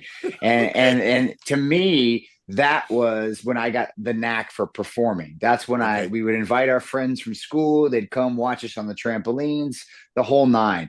And I got the knack for performing there. I really got like an itch for it. And I thought, well, you know what? Why not? Why not give it a shot? You know what I mean? Why not let it go? Right. So you went through the training facility down in Orlando. So I trained. I've been wrestling for a long time before I started training in Orlando. I signed with WWE in 2000 and gosh, would have been 2011, 10, 2010. 2009 maybe. 2010, I believe, I signed with WWE, and Okay. from there I went down to actually it was in Tampa at the time. It Okay. was in a little warehouse. It wasn't this beautiful training facility that we have down in Orlando now. Right. But yeah, man, I suffered in a warehouse in Tampa for a couple of years, sweated out, grinded my way up the ranks in NXT, and made my debut in WWE in 2012, and the rest is history. Hey, that's dope. Hey, Seth, how long did it take you to get comfortable in front of the fans? You know, being able to engage, obviously wrestling, being able to perform, but also have that savviness to make sure the fans are always engaged. I mean, it's such a work in progress, man. You know, I said I got the knack for it when I was really young, and then Right. you learn and you get a little bit better each time you go out there, you know, and then everything starts to slow down. You know how it is when you're playing football, right? The Yeah. more reps you get and the more Hmm. time you get against these defenses, everything just slows down. It feels like you're moving at warp speed and they're Right. moving in slow motion, you know, and that's sort of what it felt like for me. Gosh, I suppose I really hit like a flow state, probably like a decade in, maybe I would say, like 10 years into doing this thing. And then and every year since then, it's just kind of gotten better and better and better. Yeah, yeah, yeah. We That's, had that's we had your boss on Triple H, and he was telling us, say, yeah, wrestling is one aspect of it, but you got to be really good with this thing in your hand because you got to get the fan. You got to win the fans over. You got to make the fans have a vested interest in you. Good, Yes. bad, you can be the heel. It doesn't matter, but the fans need to know, my Seth is our guy. yeah. Yeah, I mean, look, it's storytelling at its core. Yep. That's what we do, you know. It's storytelling. It's heroes and villains, and it's a lot of fun. And honestly, that microphone you got in front of you, man, that was the hardest part for me. That was the part that Really? it took. Yeah, it took me the longest time to figure out how to feel comfortable holding the microphone, standing out there. I mean, it is not an easy thing to stand in front of 10, 15, 20,000 people Yeah. live in front of millions on television by yourself with a microphone and keep people captivated and interested. That is a hard task. And I would say there are less than 20 guys Mhm. in our industry that can do that well. You know, Right. right now, you know, all time that number expands a little bit, but it is a Mhm. small percentage. And in my opinion, it is what separates the good ones from the great ones. Yep. And speaking of being in front of 15, 20,000, having the mic, when it comes to whatever you're going to say, has there ever been a time where you had to just go from the top of the head because you forgot exactly what your lines might have been at that time? So Has the that happened? thing, so the thing about pro wrestling is that it's not fully scripted. It's this amazing interplay that you get with a Right. live audience, Okay. Okay. and so there are bullet points and there's ideas and there Right. are major plots that you want to kind of weave through your story, but you don't know what the live crowd's going to give you. A prime Right. example of that, this past Monday on Netflix, I'm in the ring. It's my wife and myself. We're setting up for this big match at WrestlePalooza coming up this Saturday in Indy, which I'm Yep. sure we'll get to talk about. But I'm in the ring, CM Punk, his wife, AJ Lee on the other side of the ring. But the crowd in Springfield, Massachusetts was going nuts. They were chanting all sorts of wacky, anything you could think of. They were chanting constipated at one point, constipated. And then that's a real thing. And you have to react to stuff like that in real Okay. Okay. time. So you've got to be able to flow. You know, you can't just stick to what you've got if it's not working or if they want to take you in a different direction. That's the magic of it, man. That's the fun of it. And so you just go along with it. You're right, because he's full of you know what if he think he gonna beat me. He is absolutely constipated. See, you get it. You get it. You understand. You got it, man. You got a knack for it. Absolutely. So let me ask you, what exactly is WrestlePalooza? So WrestlePalooza is going to be our first essentially pay-per-view or what we call premium live events in our partnership with ES. Okay.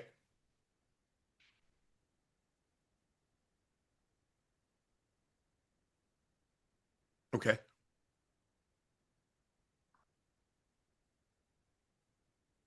On it. We're launching one right now, September 20th, Saturday, this coming Saturday, from Indianapolis, Indiana.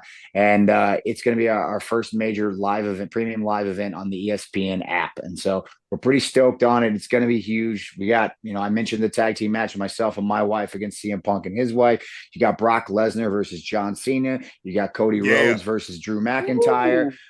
You've got a hell of a card going into this first one. So it's going to be a banger, man. I like it.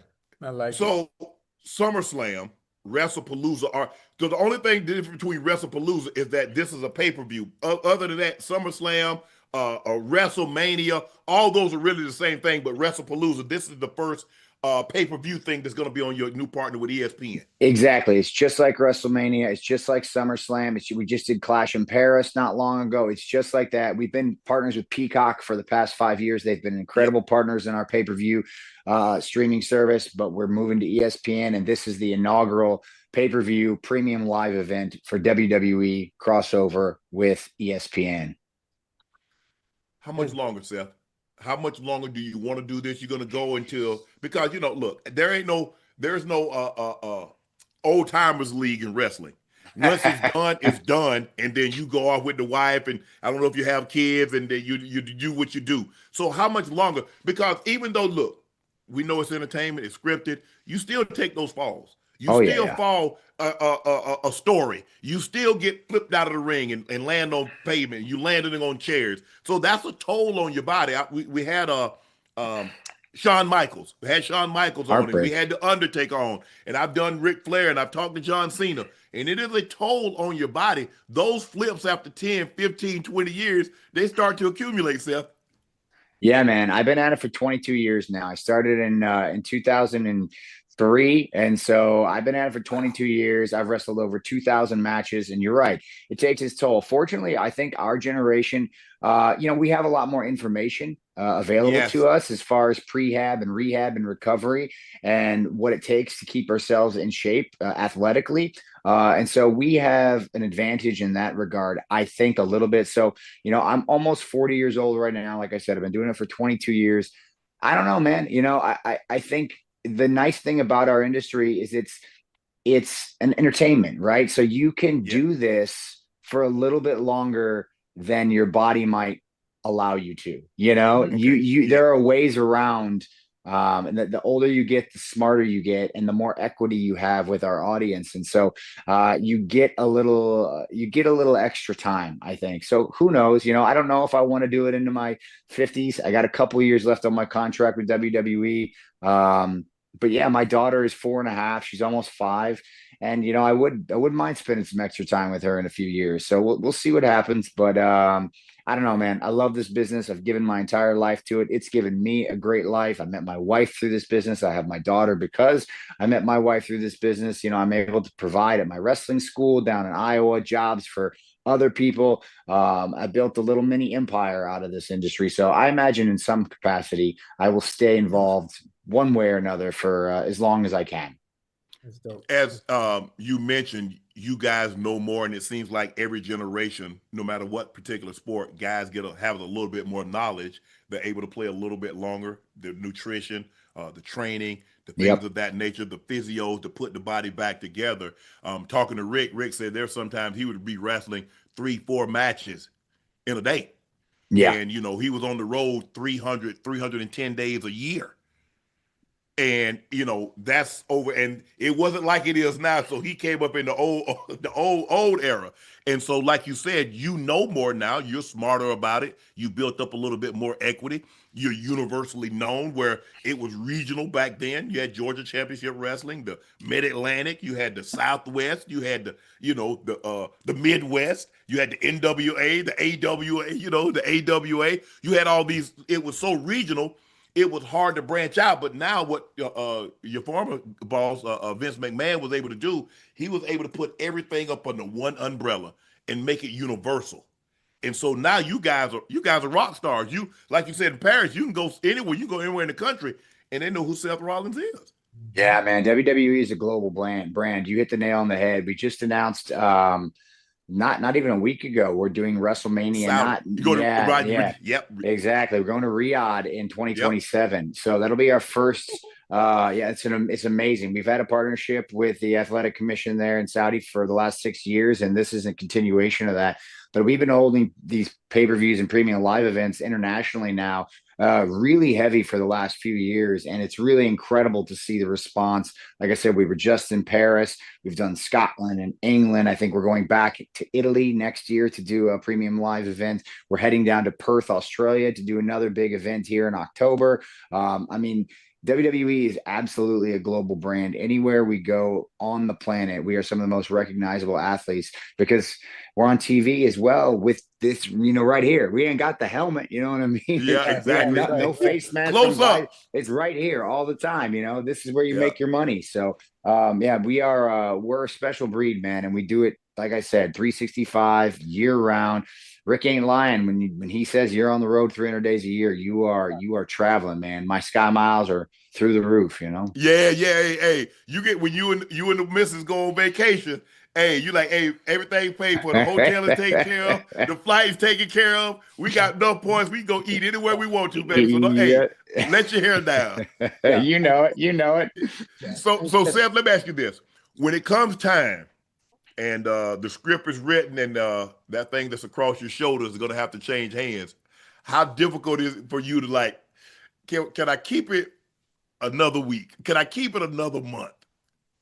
I love being a champ, right? That's the goal of the business. It's one of those things where, it's not like a Super Bowl trophy where, it's a competitive athletic output that gets you to that point. Right. It's one of those things where when you have this, you are the top guy. You are given the ball. This is your chance to run. It is your industry. And so when you have that title, you take pride in it. And when you get into the business, this is what you want. This is what you work for. This is what you put in the long hours for, the late night workouts, the long drives, all the injuries, everything. This is what you work for. So it's a little bittersweet because on the opposite end of that, there's no better feeling than giving your dance partner an incredible moment.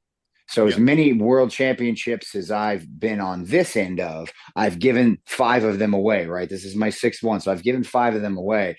And every single time it's been an incredible experience for me to give somebody else who's also put in that work, that moment to see how they can carry the ball. So it's in some ways, it's the ultimate team sports.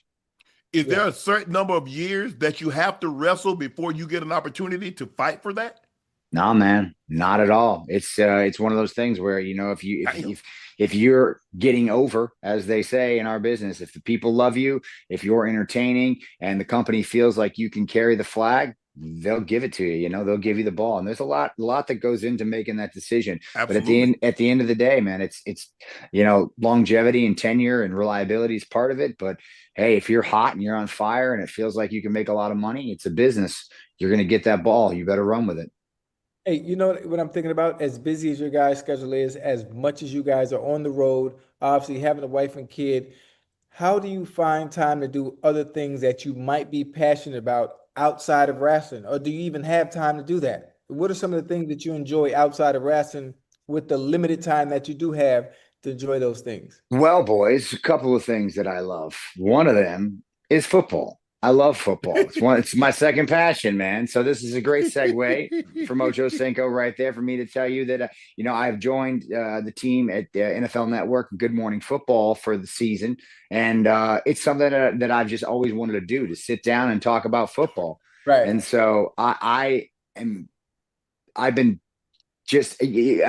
feel like I'm one of those people that if you want to make time for something in life, you will make time for it, Right. And I'm not like asleep when you're dead, dude, but like, you know what I mean? Like, it's one of those things. If you want to do something, you will make time for it. You'll figure out how to make it work. So I got passions in football. So I'm excited to join that squad with Kyle Brandt and those guys for the season, talk about how awful my Bears are all year long. And then on the other side of that, I really love coffee. So I've invested a lot of my time and money in a couple coffee shops that I have in Iowa. We've recently, my wife and I have invested in a coffee shop in Los Angeles called Dayglow. They got a few locations, Chicago, LA, New York. And so coffee, football, wrestling, that's kind of my jam, man. I like it. I That's like it. Well, it. that's enough to keep you busy because you're on the road 200 plus days a year. Now you got the morning show on NFL Network. That's until the football season. I'm assuming you're going to be on there until football season's over. Yes, sir. Yeah, I'm there through the Yeah, Super Bowl. That's dope. and you got your businesses outside, and you got almost a 5-year-old. So you got a lot on your plate, Seth.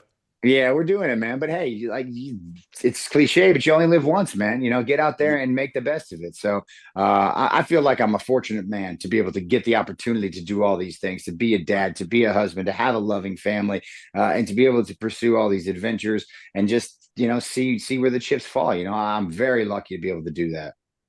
Well, Seth, they say you only live once, and if you do it right, that's plenty. Yes, sir. That's true. Ain't that the truth? Man, thanks for coming on with us. Congratulations on all your success. Stay healthy. Hey, and come back and join us sometime. Dude, I'd love to. Thank you, boys, for having me on. It's always great chatting with you. I appreciate it. WrestlePalooza this Saturday. Get after it on ESPN.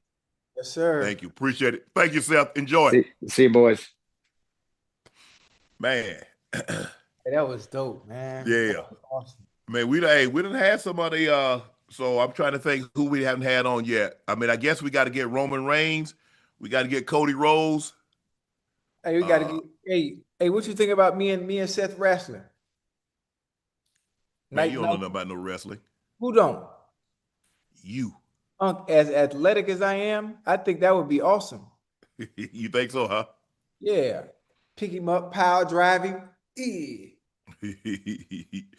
The Eagles got away with a false start in the tush push Sunday against the Chiefs, and the league office is trying to make sure that doesn't happen again. The league training video for officials, which also got shared with coaches and general managers, included video showing the Eagles false starting and the instruction that the officials ensure the offense isn't getting away with penalties on the tush push. The training video made clear that the Eagles tush push should have never been blown dead before the snap, and the Eagles should have been backed up 5 yards. You can see the right guard moves early. You got a defender that's trying to punch the ball out, but more so, we have a false start coming from the right guard. We want to make sure we officiate these tight play and make sure we that every aspect of the offensive team is legal in any movement, and that's not correct.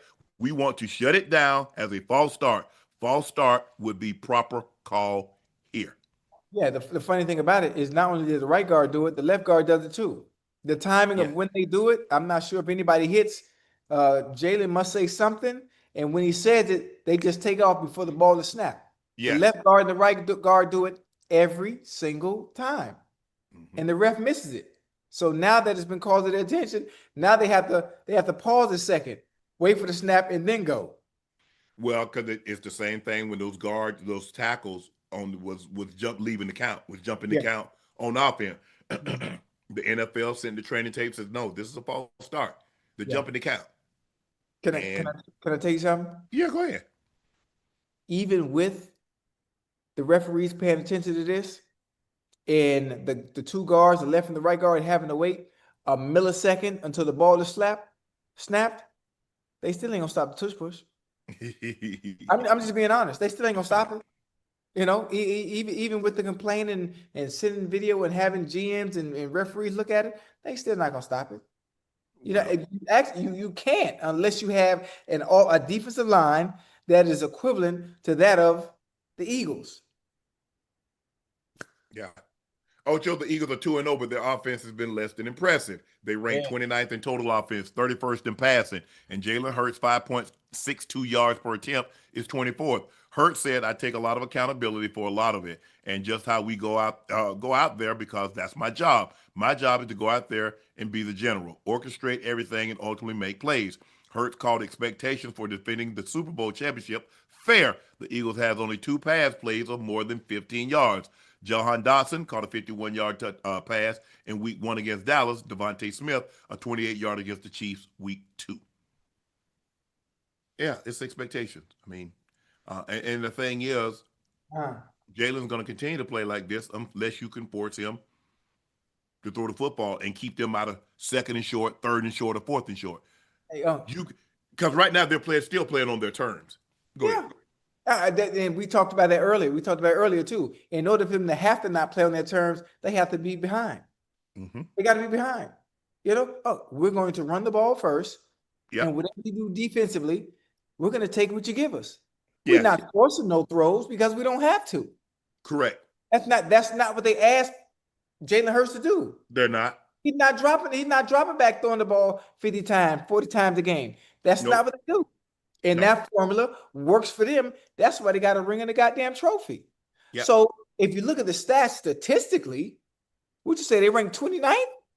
They rank 29th in total offense, and they rank 31st in passing. It's only 31. It's only 32 teams in the NFL. Okay, there you go. Ooh, there it is. Hey, but guess what? They 2-0. True enough. What they're doing is working until they come across somebody that forces them to do what the Kansas City Chiefs forced them to do in the Super Bowl. 26 is not beating us. That's what Spagnuolo said. 26 is not beating us. We put 9 in the box. We're going to see if Jalen Hurts can throw. And what did Jalen Hurts do? Threw when he made plays, got outside, made plays with his legs, and he made plays throwing the ball down the field. Yep. And that lets you know he can do both when necessary. Not because we want to see it, not because the media or the analysts or the people that's saying, oh, Jalen Hurts is not top 5. He's winning football games because that's what we play. We play to win the game, like Herm Edwards says. You're absolutely right, Ocho. You're absolutely right. And like you said, right now, but I think they realize, because the biggest mistake that you can make is to think you can win this year just how you won last year. Everybody's evolved. Everybody looks at you and they break you down. And when you win the championship, Ocho, everybody really breaks you down. And so you have to evolve. You have to get better. And there's certain little fine areas that you can improve in. And I'm not saying that you have to get, all of a sudden, whatever we ranked last year, you got to be the number 5 passing team. No, that's not what they got to be. No, absolutely not. But they know being 29th in offense and 31st in passing ain't gonna get it done. I got one for you. What you got for me? I can tell you some teams that the Eagles are gonna play where you're gonna have to put that ball in the air. Yeah. When you play the Packers, you're gonna have to put that ball in the air. Well, you might want to run it on the Packers because you don't want to subject yourself to that rush because they coming. Hold on. When you play the Lions that didn't put up 52, you're gonna have to put that ball in the air. Yeah. Like there's some teams that can score in high volume. You're gonna have to match them. You're gonna have to match them. You ain't gonna have no choice. Yeah. But it ain't too many of them. It's not, Ocho, and you can't expect, because even when we had the 2000 Ravens, there was a game that we got into a shootout with the Jags. Right. There was a game late in the season that we end up having to score 30-plus points against the Jets. But for the most part, we could be pedestrian. We could average 20 points, 17 points, and win a game. Yeah. But there was a couple of games that we needed to score 39, that we needed to score in, mid-30s. Mm-hmm. And so that's what's going to happen. Yeah, your defense is really good. Now it's going to, Carter needs to get in some shape because he's out of shape. Because boy, he was huffing and puffing the other day. So he's going to have to get better condition. But there are going to be some times, Ocho, you're going to have to put up 30. Yeah, that's just the way the league is. Yeah, most definitely. And sometimes it comes for an opponent. Sometimes you don't it's expect an opponent that you least expect. You're absolutely right. Yeah, it always happens like that. It does. You end up getting to and it's a team that you like, man, we got these boys. And next thing you know, they done jumped out on you 14-0 or 14-3. And then now you catch up, but they done got into a rhythm and you're going back and forth, and you probably need to make a play late in the ball game. Right, to win. Yep. Yeah, I just think the thing is the Eagles understand. They know you're not going to win. Nobody wins the Super Bowl the same way they won it the previous year. You have to. That's why it's so hard to repeat. That's why. Because, a lot of times, man, when we have success doing this, it's kind of like, investing, Ocho. Right. Well, you buy the same stock, but you got to diversify your portfolio. Yes, sir. And in order for the Eagles to get back to where they want to be, which is top of the mountain, they're going to have to diversify. They're going to have to get better at throwing the football. It just is what it is. 31st, they're going to get it done. 31st is not going to get it done. And the 31st in pass. I'm trying to think who the hell worse than that? Carolina? I hope it's not the Panthers. Not the way I've been talking about them before the season started. But you've been talking about the Bears too, and both of them It's pond water. all both of them. Some they got to do better than this, Ocho. But I Yeah. think look, I think Coach Sirianni is sitting there telling them, and the OC is like, look, our time is gonna come.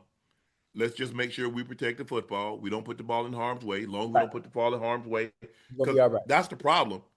They're doing a great job of protecting the ball, and they take it away. Now, you have this type of 29th offense and 31st in pass, and you turn it over, you can get your eyes beat out Oh yeah, because absolutely. you're gonna put your defense on a short field, or Mhm. you're gonna have them out there, and you're gonna wear them down. So right now, they can possess the ball. Ocho, they're gonna pick up 2 or 3 first downs. Saquon gonna have pop one for 10, 12. They'll get get the tush push for another one. They'll hit AJ or Devontae, and so they'll possess the ball. But when you turn it over and you put up these kind of numbers, that's the quickest way to get you beat. Right. So I'm sure that this is something that look they know. And AJ Brown said, "Yeah, I sure hope we get this thing fixed sooner rather than later." Y'all Hey, got me out there just getting cardio in. hey, I know how you feel. I know how you feel. He got that C on his chest. He really can't say what he want to say, but Yeah, I'm I gonna agree. say it for him. I know how you feel, boy. Like hold tight. Like I told Tyreek, hold tight. It's gonna get better. He said, "Yeah, hey, AJ." He said, "Hold on to God's unchanging hand." Yeah, it's tough. It is. It really is. Because you're out there working your tail off, and oh yeah, Yeah. we gonna get it to you this week, and they tell you all the stuff that you Oh want to yeah. hear. Like, yeah, Yeah. hey, Ocho, you look at that game plan, like, okay, oh, I like this, and then you get Yeah. that first 15, and first 15, I'm like, well, let's see, 1, 2, 3, for sure. 2 of the possible. I'm looking at it like I got a spade hand. I got 3 of the Uh-huh. possible, and the first Yeah. 15, I got 3 of the possible. Man, I should have known. I shouldn't have got my damn hopes up. This some bull, man. Boy, I Excuse remember me. them days, boy. Yeah, for sure. Absolutely. I think all of us remember those days. If you play receivers, if you've been the number one guy, yeah, Oh yeah. there have been some days Hey, that you like, man, hey, this is some bull jive out here today.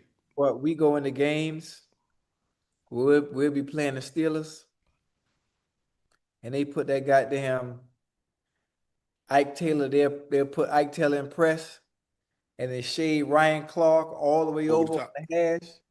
Then Troy Polamalu crazy ass be playing around in the A gap, bouncing from the A to the B, and then at the snap of the ball, he'll shoot. Oh man, I tell you, talk frustrated. And Dick LeBeau was running all type of exotic stuff. I'm like, man, what Yeah, the hell is y'all doing? man. Ocho, they be out there talking about, hey, 84, what it look like? Look like I ain't caught no damn pass yet. That's what it looked like to me. I don't know what it looked like to you. I don't know. From where I'm standing, I mean, hey, Hey, yeah, but what it looked like. Y'all know what it looked like. Y'all see? boy, them some days, boy. Hey, Man. I used to have to hold it together, boy. I used to Oh, have. yeah, for sure. For sure. I Oh ain't saying man. that I'm seething, though. Me wrong. Tell me I'm going to catch all these bad. Ain't caught a goddamn thing. Oh, Joe. Oh, man, I was a great ventriloquist because I doing all that cussing. Ain't caught a goddamn pass all day long. Hey, hey, boy. Listen, it's one thing I hate. That's one thing I hate is to put in all that work during the week, and that's Ah, man, Ocho, they done sold me a dream. Got me all gassed up, Ocho. I'm like, yeah, yeah, I'm ooh. Hey, I said, yeah, I got these boys this week, Ocho. Yeah, I yeah. put that work in this week. Man, please. Ain't called a man, don't do that, Ocho. Man, ain't called a GD thing. Hey, that was on hey, hey, fo, that's on us. We got to get you to rock. Mm-hmm. Hey, hey, boy. It ain't gonna be too many more times. It's gonna be on you though. Oh man, I remember them days, boy. Jesus Christ. Ocho, Patrick Mahomes spoke about being winless 2 weeks into the season. Obviously, being on two, there's no more urgency than even last week. And I feel like we were very urgent last week. Definitely new territory as far as being 0-2. But knowing that we got guys for it, we have the mindset of going out there and getting and being even better. In my eyes, it looks like an opportunity. What's an opportunity to prove who we are? The Kansas City Chiefs coming back from 0-2 and trying to build up on a big football game on Sunday Night Football and try to get our season going in the right direction from there. Ocho, they're Yeah. on the road Sunday Night Football playing the New York Football Giants. Woo, Hey, woo. are they going to be 0-3 or will they be 1-2? Hey, I don't know because the Giants look good. They look They good did. against the Cowboys last week. They look very good. Obviously, not winning after going into overtime because of some unfortunate circumstances before the game ended. Yeah. You got to deal with Abdul Carter. You got to deal with Kayvon Thibodeau. You got to deal with that monster in the middle, Big Lawrence. Dexter Lawrence. Yeah. I don't know. The receiver's going to have to show up. The running game is going to have to take some of the pressure off of Patrick Mahomes so he doesn't have to play Superman, huh? You mean Andy, the walking got to do game? something. Pacheco, you got to get going. Kareem Hunt, you got to get going. So Patrick Mahomes doesn't press. When he presses, he's making mistakes. Mhm. There's no reason Patrick Mahomes, yes, he's a dual threat, but he shouldn't be leading the team in yards as a Rushing rusher. yards. That shouldn't be happening. The No. receivers, the supporting cast, y'all got to step up. Y'all got to step up. Travis Kelce, Hall of Famer. Juju, come on, man. Now's the time. Next man up. All that Rasheed Rice ain't here. It don't matter. Next man up. Hollywood. Come on, boy. You from the crib, baby. You know what to do. Your name Hollywood for a reason. Every time you step on the field, boy, it's supposed to be a show. Man, you know they took. Oh, I thought they took down. I forgot that was the LAX sign they took down. They left the Hollywood sign up. Oh. Yeah. Hollywood, I know you're going to see this, boy. It's going to be a show. Every time you step on that grass, boy, you got to represent that name. Give Get you a got to show. put something on. You got to put something on tape, man. Yeah. Because you signed a 1-year deal, bro. This ain't about Kansas City. This about somebody else looks saying, man, we got to have him. Oh, yeah. That's what it's about, Ocho. Every week it's your resume, huh? Yes. It's your Yes. resume. You filling out your application every week. Yep. Update it. Got to update that resume. Yeah. Ocho, Clayton Kershaw announced today his legendary career is coming to a close. He's retiring after the season with his final regular season start coming on Friday against the San Francisco Giants. He's had quite a career and will assuredly be at the first ballot Hall of Famer. He won an MVP, 3 Cy Youngs. He's an 11-time All-Star, a Gold Glove, 2 World Series title, and he won the Triple Crown. Had most wins in the season, most strikeouts in the season, and the best ERA in the National League. Clayton Kershaw is calling it a career. And what a career it's been. Hey, he's nice. He's nice. I like Kershaw, you know. Listen, I think he went to the same school as Matthew Stafford. They went to high school together. for real. Yeah. Listen, Clayton Kershaw is one of the best pitchers of all time, huh? I was in the bullpen with him one time, helping him with his form, helping him with his technique. Yeah. Obviously, his best pitch is the curveball. I taught him my curveball is it's just my pinky and my thumb. Just my pinky and my thumb. He didn't really like that because his hands were a little bigger than mine, but he has the best curveball in the game. They call it Uncle Charlie. I don't know if you knew that. Did you know that? Okay. Yeah. Well, hey, unbelievable. That ball be here, boom, by the time we get to the plate. Yeah. So, you know, me and Kershaw. 12-6, huh? Huh? 12-6, huh? Yeah. Hey, look, he can go from 12-6 to 12-4 or 12-7. He can make it go wherever he want to. He got another pitch. Called the UFO. Yeah, it go like this. That what he do? Yeah. Wow. Kershaw nice now. That's my dog. Yeah. You know, me and Kerr go way back, right? Okay.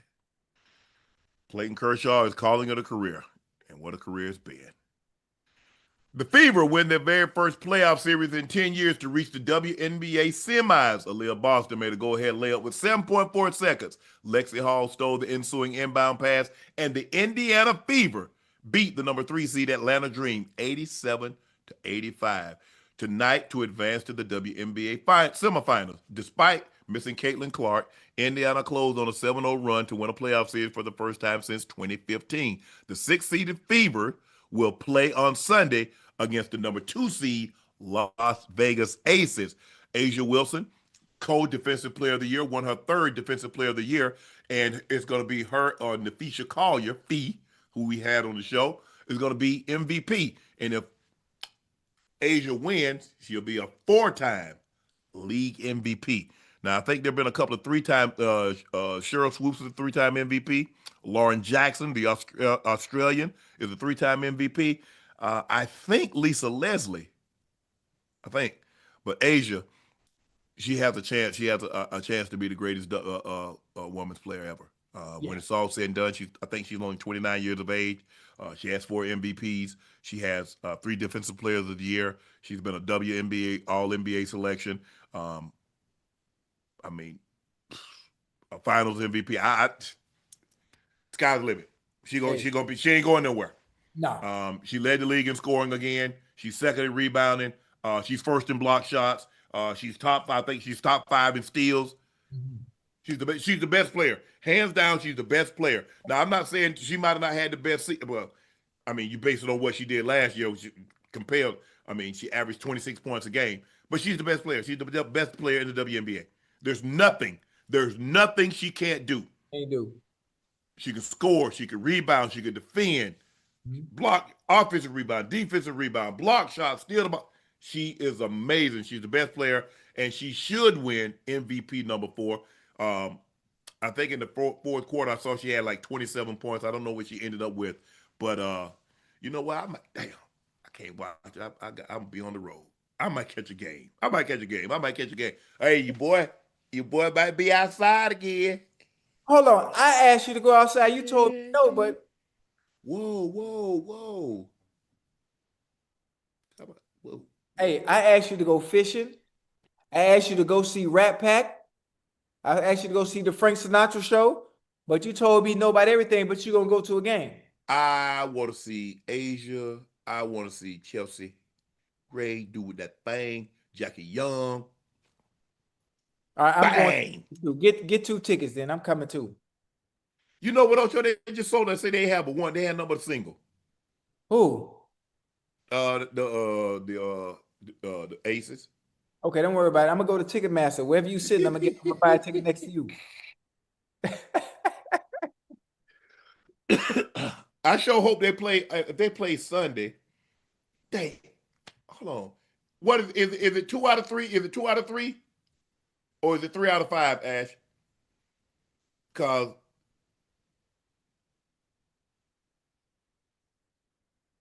I know the first round was 2 out of 3, and it goes home, away, home.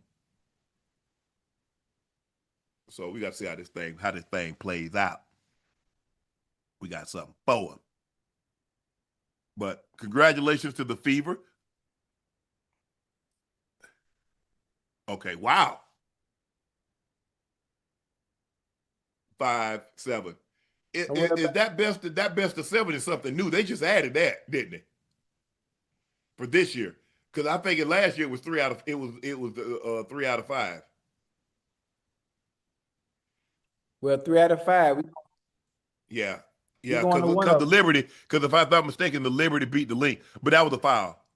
They shouldn't have called that foul. That was some bull jive. Brianna Stewart made those free throws. That was a bull jive. Last year, Minnesota, the Lynx, they should have won. Which game you going to? Man, I'm not gonna be. I'm not. Oh, so the best 3 out of 5. Well, whatever game. So that means the first two games will be at home for the Aces. So they'll probably play. Hopefully, they play Sunday, Tuesday. Okay. So you want to go Sunday? You want to go Tuesday? I can fly back. I can't go Sunday. Okay, Tuesday. Ocho, we got to see when the games are, man. You just said Sunday and Tuesday. I said I think it. I don't know. I know the game is Sunday. The very first game is Sunday. I don't know what the second game is. Okay, well let me know. I ain't nothing but a little hop and a skip. Spirit goes straight there. 4-hour and 30-minute flight. $100. Okay. Yeah, I thought so. Here it is, Ocho. Now it's time for our final segment of the evening. It's time for Q&A. Hold on, I gotta do 50 push-ups. I cursed back.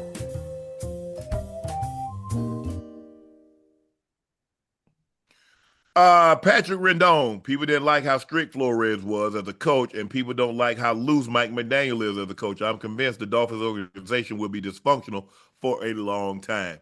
Well, that's normally what happens. When people think you go too far to the right, they normally go too far to the left, and now they're going to probably try to find somebody that's smack dab in the middle. Um, um, I just, I just think that showing up late to practice and all that stuff, you got to nip that stuff in the bud. You got to nip it in the bud, Ocho. Yeah, And you do. Mike McDaniel didn't, and it became a problem. It's kind of like anything, Ocho. You try to get it under control before it becomes a problem. You got a cold, you try to get on top of it before it becomes the flu. Right. And it got out of control, and he couldn't control it. And once they tune you out, that's why I was surprised that he was,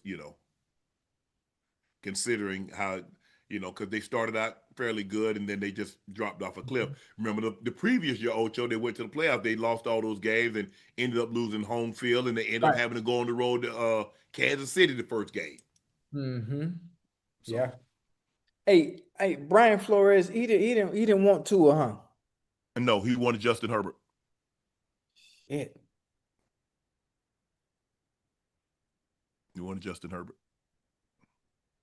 Seems like the right call too. Can you imagine Herbert with Waddle and Tua? Tyreek? Oh my. With Reek and Waddle? Yeah. No, he God, didn't. God He wanted but with ownership. Because you got a good quarterback, you tied to him, and hey, you can have a job for a long time. Andy Reid, he gonna have a job as long as he want to stay in Kansas City. Coach Belichick had a 20+ year career in New England. Tony Dungy walked away, gave Jim Caldwell an opportunity. Jim Caldwell would have been there for a long time had Peyton not got hurt. Sean Payton, and Drew Brees. Coach Cowher had Big Ben, turned him over to Mike Tomlin. Mike Tomlin got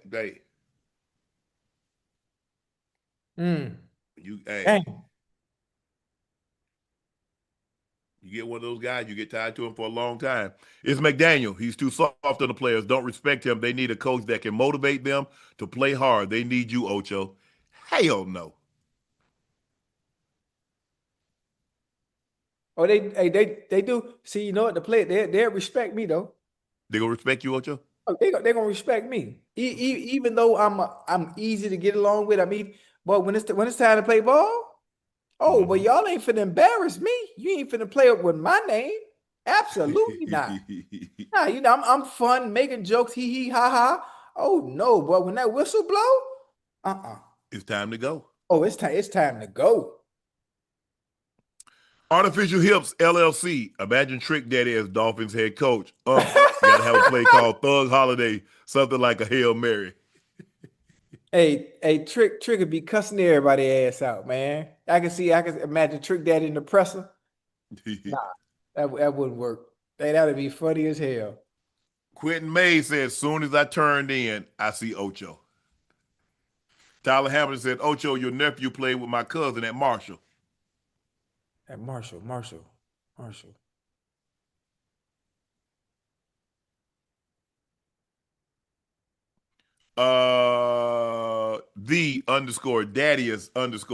said, if the ball is caught behind the line, can they still call an eligible player downfield? I think you talk about the offensive lineman for the Dolphins. Lineman, that was 20 yards down the field. You can't be that far down. Left guard, man. He tripping, man.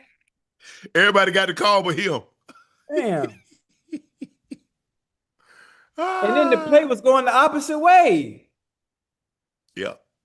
Blade Jaspari, Herbert, MVP season. He looked good. But that guy that's up there in Buffalo ain't playing too bad either. James Johnson said, if you played at Georgia Bulldogs and Ocho played at the U, whose team would win? Depending on which win. Y'all know Ocho and I didn't overlap. You know, what you mean? We played at the same time. It don't matter. If I went to the U, we would have won. Hell, my Oregon State team would have beat your team. First of all, Ocho, you was in elementary school when Who? I was in college. God damn, Unc, you old shit. I am. Uh, Oh, I'm GLN for real. I guess that means I don't know what that means. Hey, Unc and Ocho, love y'all. Love you. Thanks for watching. Thanks for supporting. Timothy Daniel says, Chad, that's a good mentality to have. You may know, but beat me. However, if I know what you're going to do, I'm going to make it harder for you to beat me. no, you not. No, you not. The game of football is a team game. 11 players with individual jobs at each position. All you have to do is win your individual job. Speaking, talking, hey, this is what they're gonna do. It doesn't matter once you're on the field. But y'all, I wish, man, y'all maybe it's my mentality. I don't know. Maybe I'm tripping. I don't get it. All that micromanaging, who's in the booth, who's saying this, he knows this, they know the play. I don't give a, you know what? Man, you finna get this work, boy. Period. Wolf Hat Facts. Ocho, can I hire you as a style coach? Oh yeah, hey, I do No. be fly. I do be fly now. That's one thing about it, you know. I do, you know, a little something, little. What you? I'm an H&M, Target, Zara type dude. Every so often, you know, I cut a rug a little bit, but if you can get fly for the low, it's not about what you buy, it's how you put it together. So we can work with I a don't know. budget. I sure wish I could put $5,900 together and go get me something. I told you, Unc. I told you can get your money. All you got to do is go see the Rat Pack show at Tuscany How you Hotel put stipulations on how I get my money back? because I want you to have a good time. I want you to Chad, enjoy yourself. You're not living, Unc. You're alive, but you're not living. Chad, y'all heard this man? This man said, I'll pay you the money I owe you if. Listen, Unc. I want you to have a Chad, good time. I want you to live life. You're not living let life me the get way I my think you should live life. 5,900 and I can live again. You're gonna live as soon as you go to that show. Soon as you come on Nightcap and be like, Ocho, I went and seen the show, and then show me evidence that you went. I'm gonna. Ocho, I went on the show. Good show, Ocho. What was Fly me to the moon. what was the lead singer name? Frank Sinatra.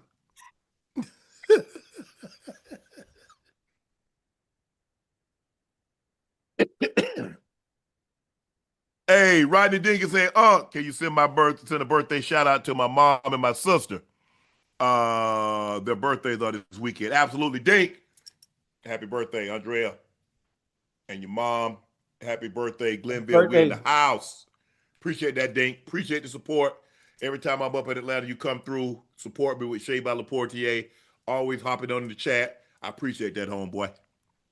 Hey, the iPhone 17 come out tomorrow. You gonna get one? Nah, hell no. Okay. Hell, I just paid off the 16. The You just hell? paid it off. What you was on the payment plan? I sure was. I ain't got bread like that. Ask Rollins, if Ocho wrestles Seth Rollins, Seth gonna put a cartoon-sized bump on your head. Hey, I can wrestle, man. Don't do that. Don't do that. You know, I was a state champ in 68. Don't play at me like that. JJ said, if Ocho ain't paid your money yet, I'll go jump on him for you. I ain't got nothing but an hour away from him. When you think about coming to jump on me, just know these things right here gonna be around your neck, boy. You hear me? What I this just ain't want my no game money, over man. here, man? I just want my money, Ocho. That's all. Huh? You I want want some no of part. this? I Do just you want want some of this? 5,900. No, I want I ain't talking to you. 5,900. I'm talking about whoever that is. Oh, okay. I just want 5,900, Chad. That's all I want. I got you. I got. I'm telling you, boy. As long as I owe you, boy, you ain't never going broke. Boy, you hear me? Well, Ocho gonna pay me my money, y'all. I got you, dog. You my ace boon cool. I sure could use that little piece of money. Yeah, I got you. I got you. I appreciate it. I appreciate it. Thank you guys for joining us for another episode of Nightcap. I'm your favorite Unc Shannon Sharpe, and my partner in Liberty City's own. He's Bengals Ring of Fame honoree. He's a former Pro Bowler, All-Pro. He's Chad Ochocinco Johnson. Please make sure you hit that subscribe button. Please make sure you hit that like button. And do us a favor, go subscribe to the Nightcap podcast feed wherever you get your podcast from. We'd like to thank each and every one of you for your support and your continued support. Thanks to you, Nightcap has become a success. Make sure you go check out my shade by Le Portier. We do have it in stock, but if you can't find it in a city or state near you, order it online. We'll ship it directly to your door. Please drink responsibly and stay safe. Please make sure you follow my media company page on all of its platforms, Shay Media, and my clothing company, 84, with 84 being spelled out. That link is also pinned in the chat. The Buffalo Bills run their record to 3-0, thanks to a 31-21 victory over the division rival, Miami Dolphins, who fall to 0-3. Two big mistakes late in the ball game, gave up a touchdown, and Tua threw a costly interception, and the Buffalo Bills were able to run out the clock. They're 3-0 with 10 days off before their next game. Miami Dolphins are 0-3. Just sulk. And that report that came you gotta out said, believe. You gotta believe. I believe y'all not gonna be good this year. That's what I believe. That's what I believe.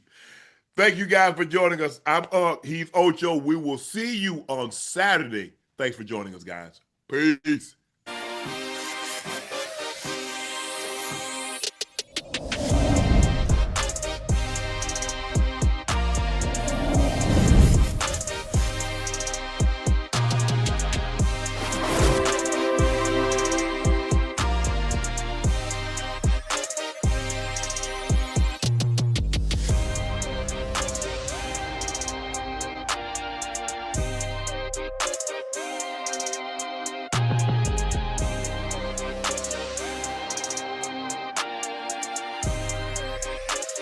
Thank you.